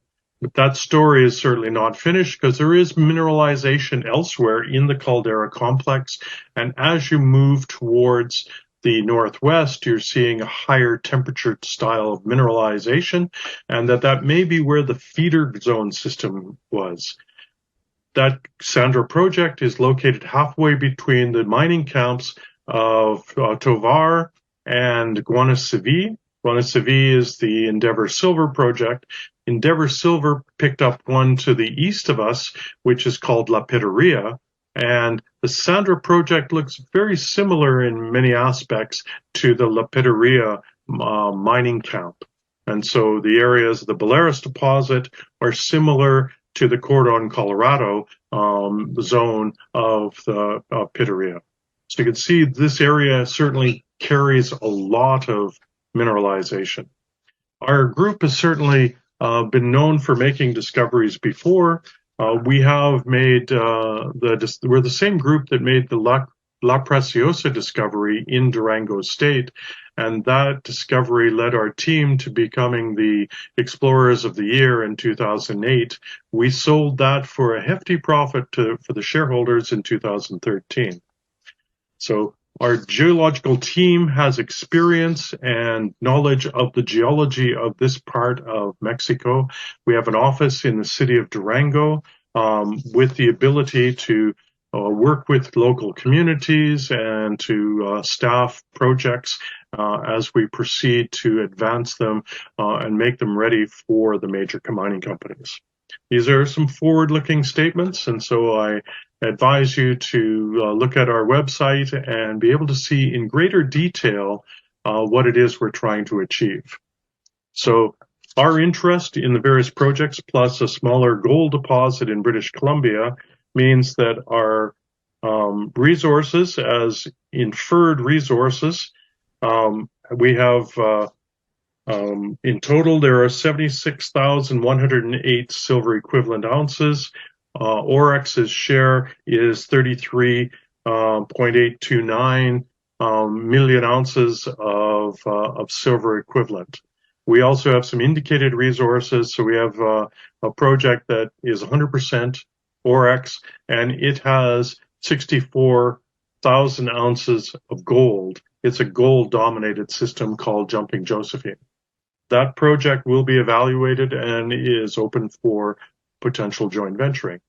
So I welcome new submissions, I welcome working with the local communities, and I welcome all of the investors and thank them for the support they've given us over the years. Thank you very much and have a great day.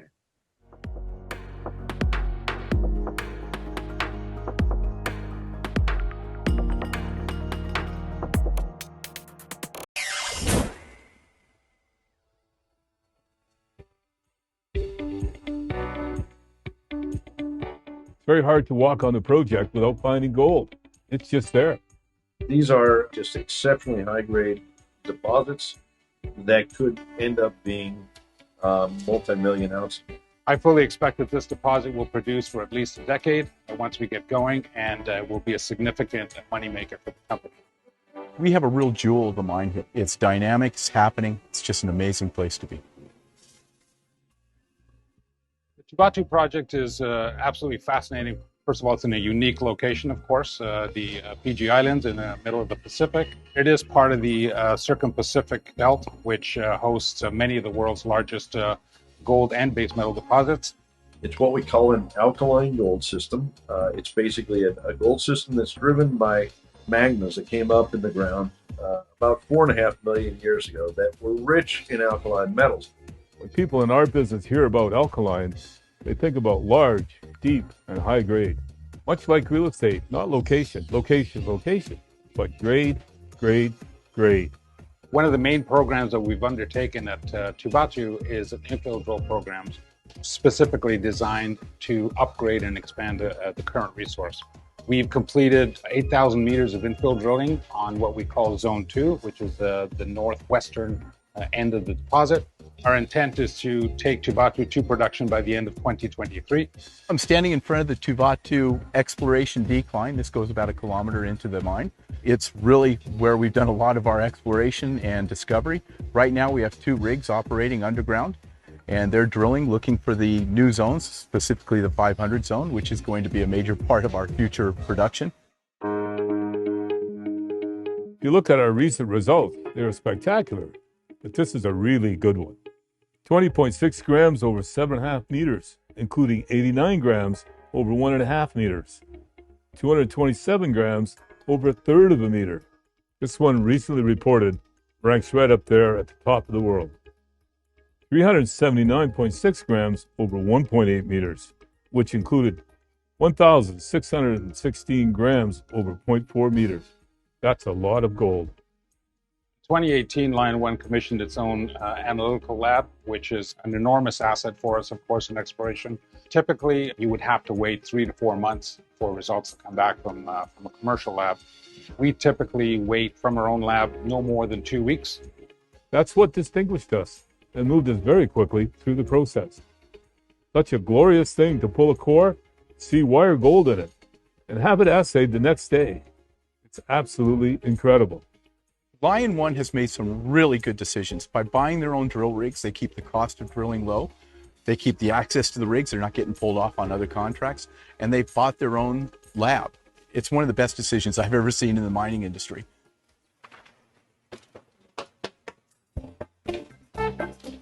Working in Fiji is a delight. Absolutely idyllic setting for a mining company. I can't think of any mining company that has it as good as Lion One. We've really gone out of our way to develop a relationship with the local communities. We have a significant portion of our workforce is from the local community. We have some of the best miners and geologists in the world, and they're right at our doorstep. So we are very fortunate and blessed that we have such talented people in Fiji. I've loved all of those guys since I first met them. I mean, they've just been a delight to work with. Wally Bearkoff, great track record. The guy has taken more companies through this growth phase and value creation phase, and then turned around and sold them. Of any of the people I know. I'd like to talk about Patrick Hickey, who has built mines all over the world, Madagascar, Indonesia, and Nevada. He has done miracles for us in virtually 6 to 7 months in Fiji. Quentin Hennig is a man that I've known for several years. He's been instrumental in defining the alkaline deposit nature of this mine. And it's changed everything about what we're doing here at Tubatu. Sergio, good friend of mine, has a lot of experience in advanced stage drill outs for projects like this. So he knows how to get in there and really sort out the fine details in advance of moving towards mining. He's the right guy for this project. It's exploded under his leadership. It's just incredible. We're sitting in one of the most prolific areas in the world on one of the most richest discoveries in the world. This year, we've had 2 of the highest grade assay results that's been reported publicly anywhere else in the world. I believe we'll be at least in the top 3 or 4 of high grade mines in the world. That's a lot to say considering there are thousands of mines.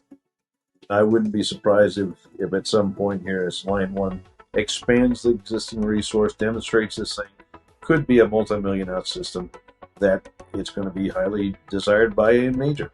There's many opportunities out there in the gold market, but none like Line 1.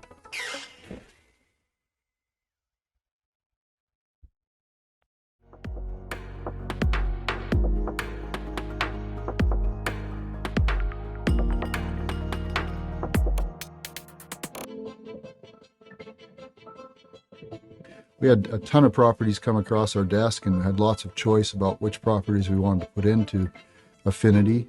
Spent a lot of time evaluating those properties, and we came across this one, and we felt good about it, both from a geological perspective and also from the historical mining that's been done on that property.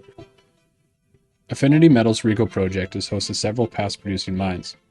The historic Regal Snowflake mines originally drew attention to the project because of the presence of tin in the pre-NI 43-101 resource. Early interpretations of the project drew similarities to the famous Sullivan mine, which economically produced silver, lead, zinc, and tin for over 90 years. The Regal Snowflake mines were mined for silver, lead, and zinc in limited scale prior to 1954, and several high-grade chutes of tin and tungsten ore were also identified, mined, and milled on site in 1952 and 53. Additional work needs to be done to update the resource with today's standards, but exploration done so far is supportive of the previous findings. So on the Regal property, we have 2 areas that we've focused on. There's historical mining in both of them. It's a greenfields project. There wasn't a lot of drilling done. In fact, almost no drilling done. There's 1 hole, I think, on the whole property that was there previous to our ownership. And drilling that property for the first time and to find a discovery in the first drill program is quite something. To the northwest, the Alco Historic Mine operated in 1936 and 37, producing high-grade concentrate from 5 adits. This region has been a focus for Affinity's ground and drill programs after an impressive discovery hole in 2019. Affinity's exploration programs have uncovered 2 distinct mineralized zones containing high-grade silver, lead, zinc, tin, and gold, with drill assays returning up to 2,612 grams per ton silver.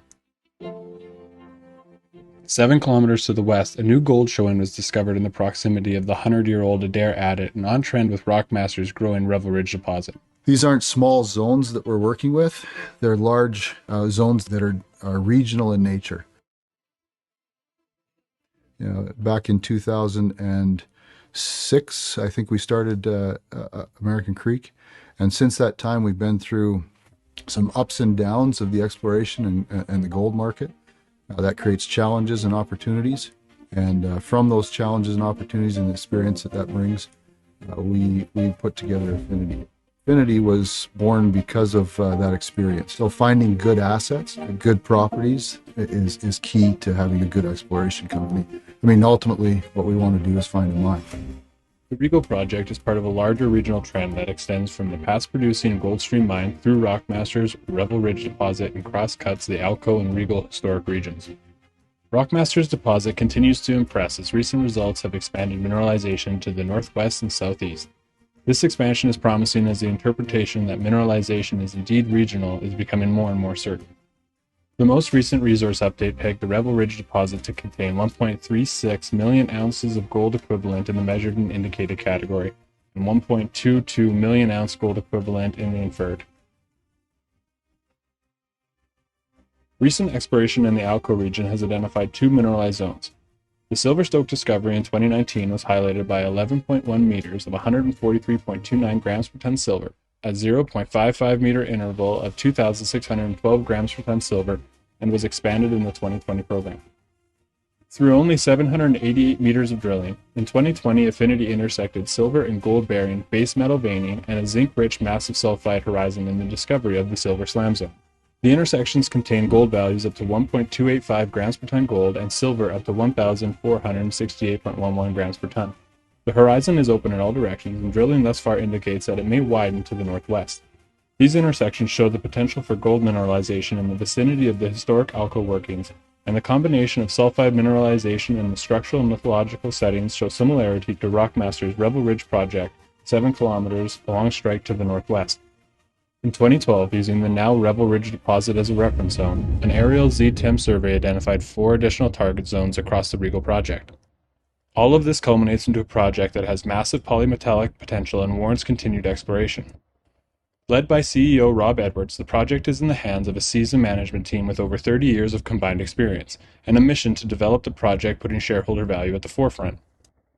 So back in 2017, we took over the management of Affinity. It was restructured just before we took it over, and that really poised the structure of Affinity with very little shares outstanding. Just under 50 million shares outstanding as we speak, and we've been very careful to maintain that. We have about 70% of those shares outstanding held by management and a core group of investors that have been with us for a long time. The less shares that are outstanding, the more value that can be created for the individual shareholders that are involved. And so that's been a key goal for us as we move forward, is to keep that share structure intact. I don't think there's any space where shareholders can realize more value, in other words, make more money than in our space. And we see a lot of strength in gold, and this could be the first signs of the real bull market as we move ahead, and we see the opportunities we've created with Affinity to move forward in that.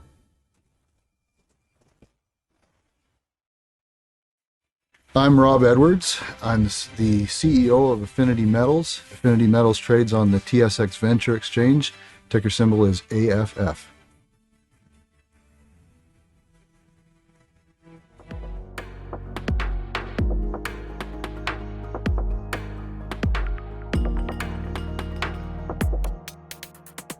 Greetings.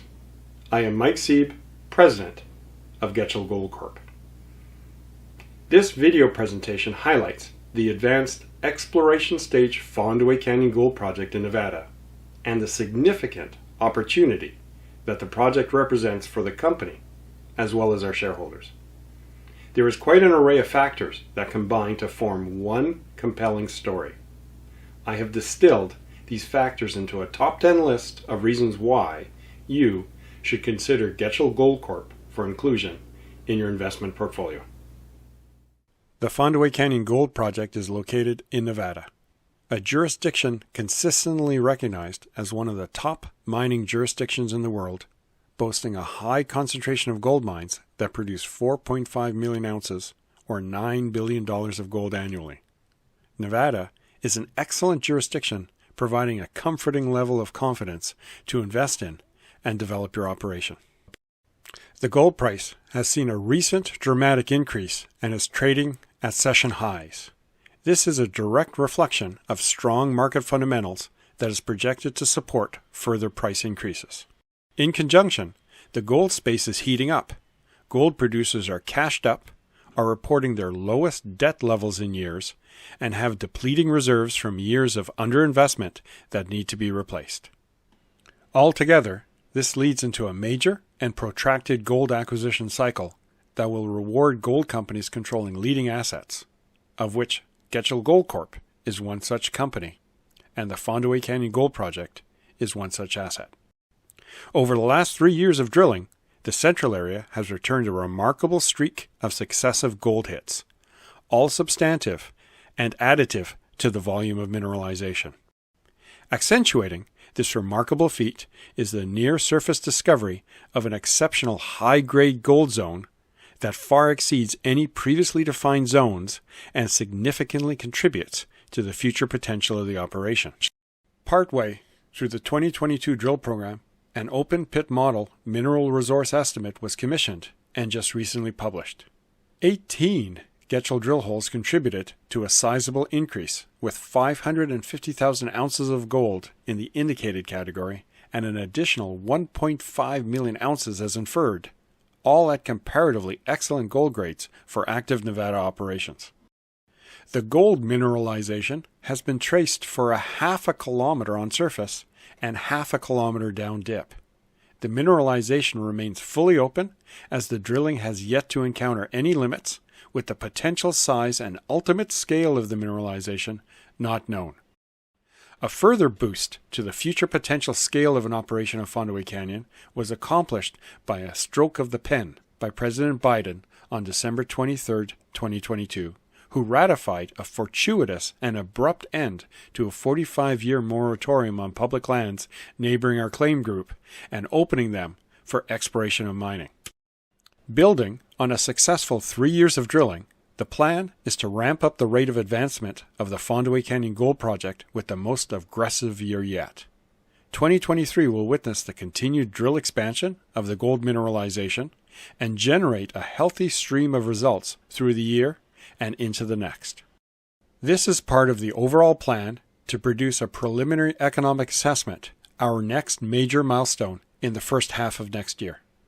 The company has consistently demonstrated the ability to achieve its goals in a timely and cost-effective manner with one of the lowest exploration cost to gold resource delineation ratios in Nevada. This is an extensive and impressive list of attributes with significant value that has yet to be reflected in our share price. Shares in Getchell Gold Corp are trading near a 2-year low and provide a very attractive entry point for investment, especially considering the risk-to-benefit ratio provided. The last 3 years has provided an excellent, in-the-ground foundational value that performs a critical task. It mitigates your investment dollars' downside risk. Meanwhile, given the pronounced upside potential of a sizable and growing mineral resource, teamed with a strengthening gold market, Getchell Gold Corp and the Fondaway Canyon Gold Project provides the best of both worlds. A solid, underpinned value and exceptional upside potential.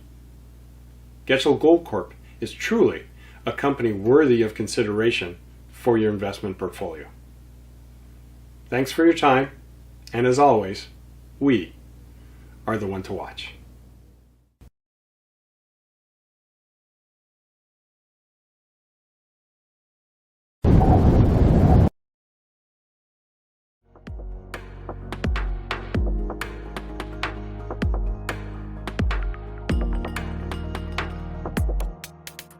Molten Metals is trading on the CSE under the symbol MOLT and on the Frankfurt Exchange under the symbol Y44.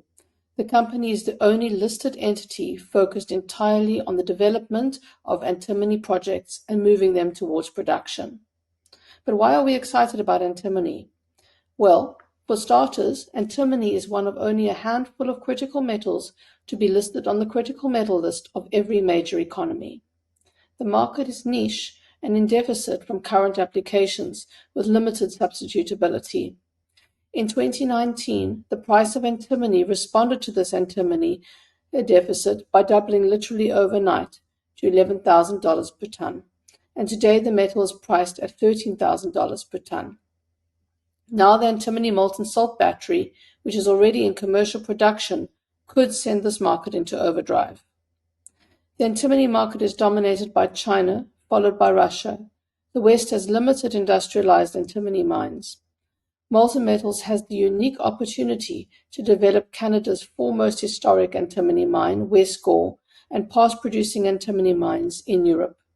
To find out more about Molten Metals, please visit our website on www.moltenmetalscorp.com and find us on Twitter or LinkedIn.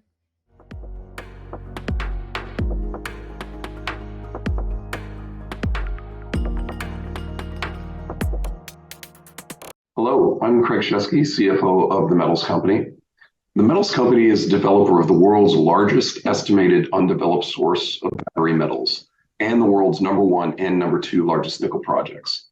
Our resource in the Clarion-Clipperton zone of the Pacific Ocean contains a very high concentration of nickel, copper, cobalt, and manganese. And we have 1.6 billion tons of these polymetallic nodules, and I hold one in my hand right here, roughly the size of a briquette of charcoal, but very consistent grades with a very good mix of the metals needed for the clean transition.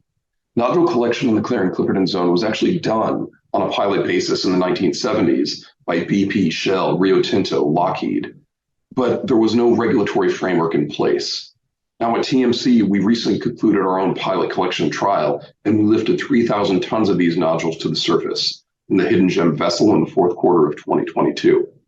We believe our portfolio alone has enough estimated quantities of nickel, copper, cobalt, and manganese to electrify the entire U.S. passenger vehicle fleet, 280 million EVs. We expect to have a low production cost because nodules have very high grade. So within one single resource, we would anticipate being in the bottom quartile of the C1 nickel cost curve. We also expect to significantly compress ESG impacts compared to land-based mining. No digging, no blasting, no drilling, no child labor, no social displacement, no deforestation, and no tailings.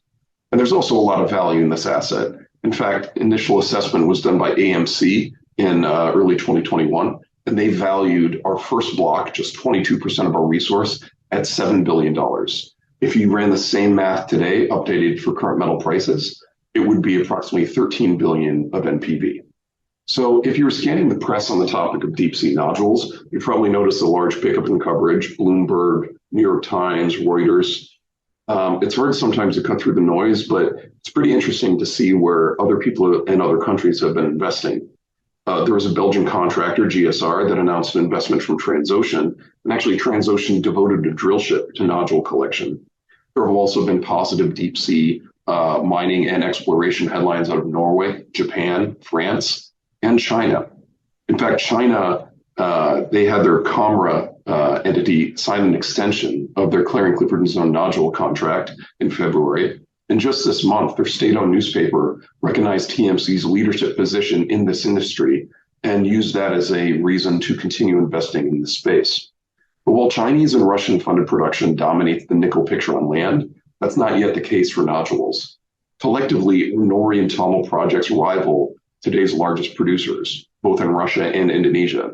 And as I mentioned last year, Mining.com ranked Nori and Tamil each as the largest single nickel projects in the world.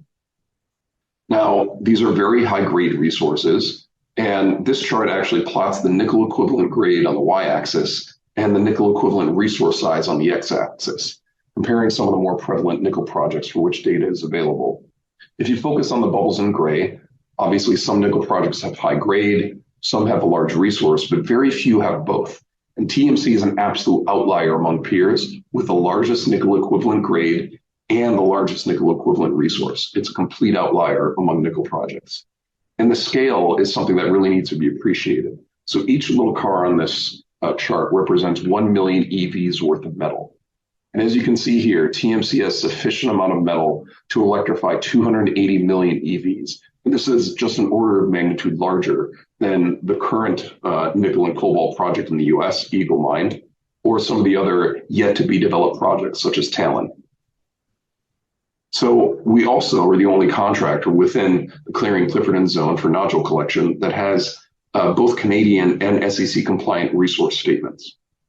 And we were pleased to report in the fourth quarter that Allseas, our partner and shareholder, and our subsidiary Nori achieved all of our significant pilot collection system milestones. We collected 4,500 tons of nodules and lifted over 3,000 tons of nodules to the surface. But rather than me talk about it, I'll play a quick video and you can see it for yourself. Upwards through the vertical transport system.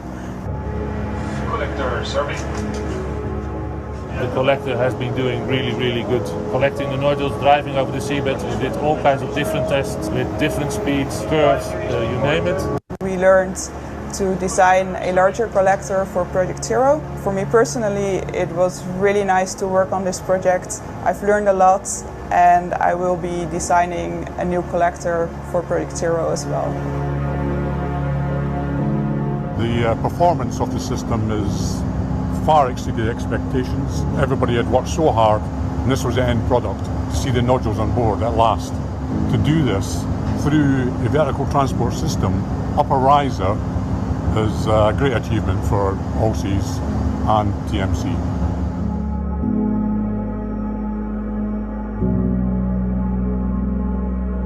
So look, it's a very exciting time for us. We expect to be in production towards the end of 2024, early 2025. And this is just the first step with the first ship, of which we already have. And we already have some eager partners onshore to help us process these nodules. And we've already shown that we can do the pilot nodule processing using some facilities in Sudbury, Ontario, with our partner and shareholder Glencore. So we're in a very good position. We're a leader in this new industry, and thank you for your attention. More information can be found at investors.metals.co. Have a great day.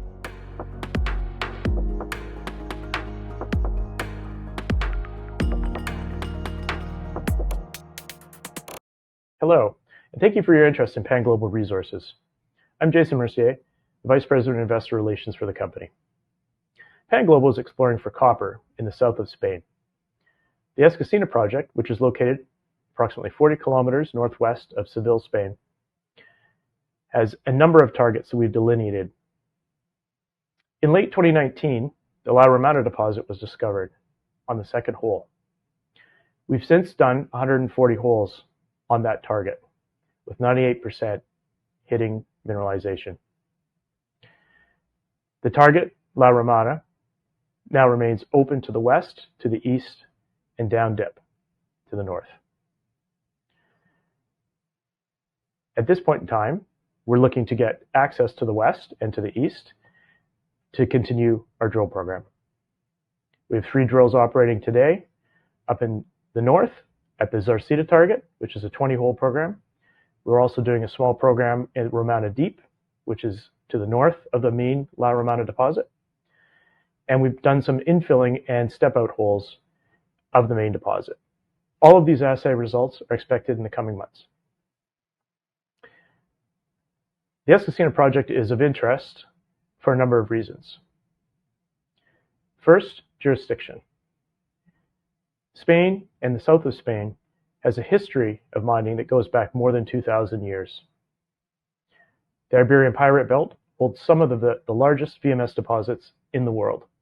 There are 7 major operating mines in the belt, and there are numerous development and exploration projects.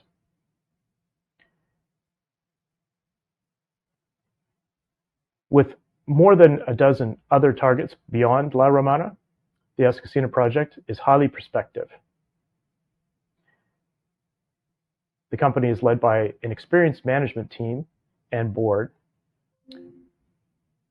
including backgrounds in finance, backgrounds in mine development, construction, development, permit, and exploration, of course.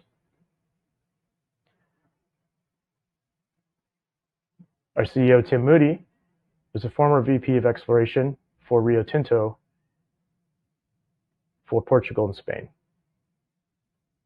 The 20,000 meter program that we have planned for drilling in 2023 is fully funded. As an investor, the major catalysts for Pan Global are as follows. Access to the west and east of the La Romana deposit. The surface access comes through a temporary occupation permit. These are in process.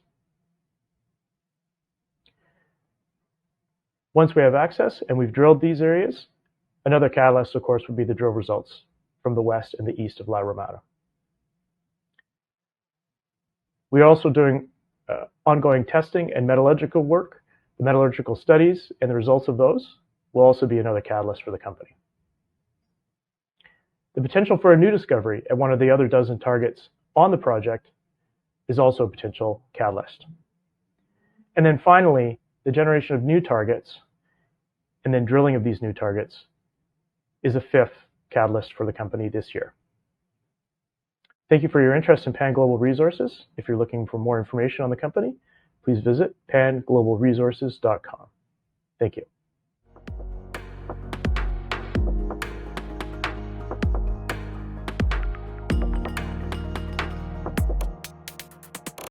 Ladies and gentlemen, as we conclude the 6th Mining Investor Experience virtual conference, we would like to extend our deepest gratitude to all of the speakers, panelists, and attendees who participated in this fantastic 2-week event. Your insights, discussions, and engagements have made SixMix a resounding success. Throughout this conference, we had the opportunity to hear from hundreds of companies and thought leaders within the metals and mining sector, providing valuable insights into industry trends and developments.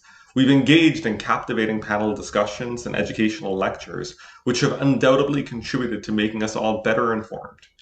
As we wrap up this year's conference, we encourage you to watch the replays of days 1 through 6 to revisit the wealth of information shared throughout the event. For those of you interested in speaking at future SixMix events, we invite you to apply now.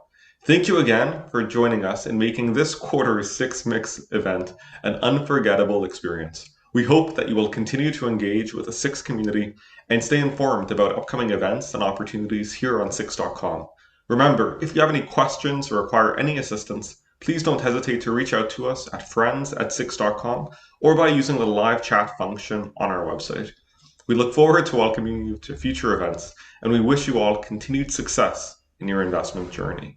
And with that, I'm happy to announce the conclusion of SixMix.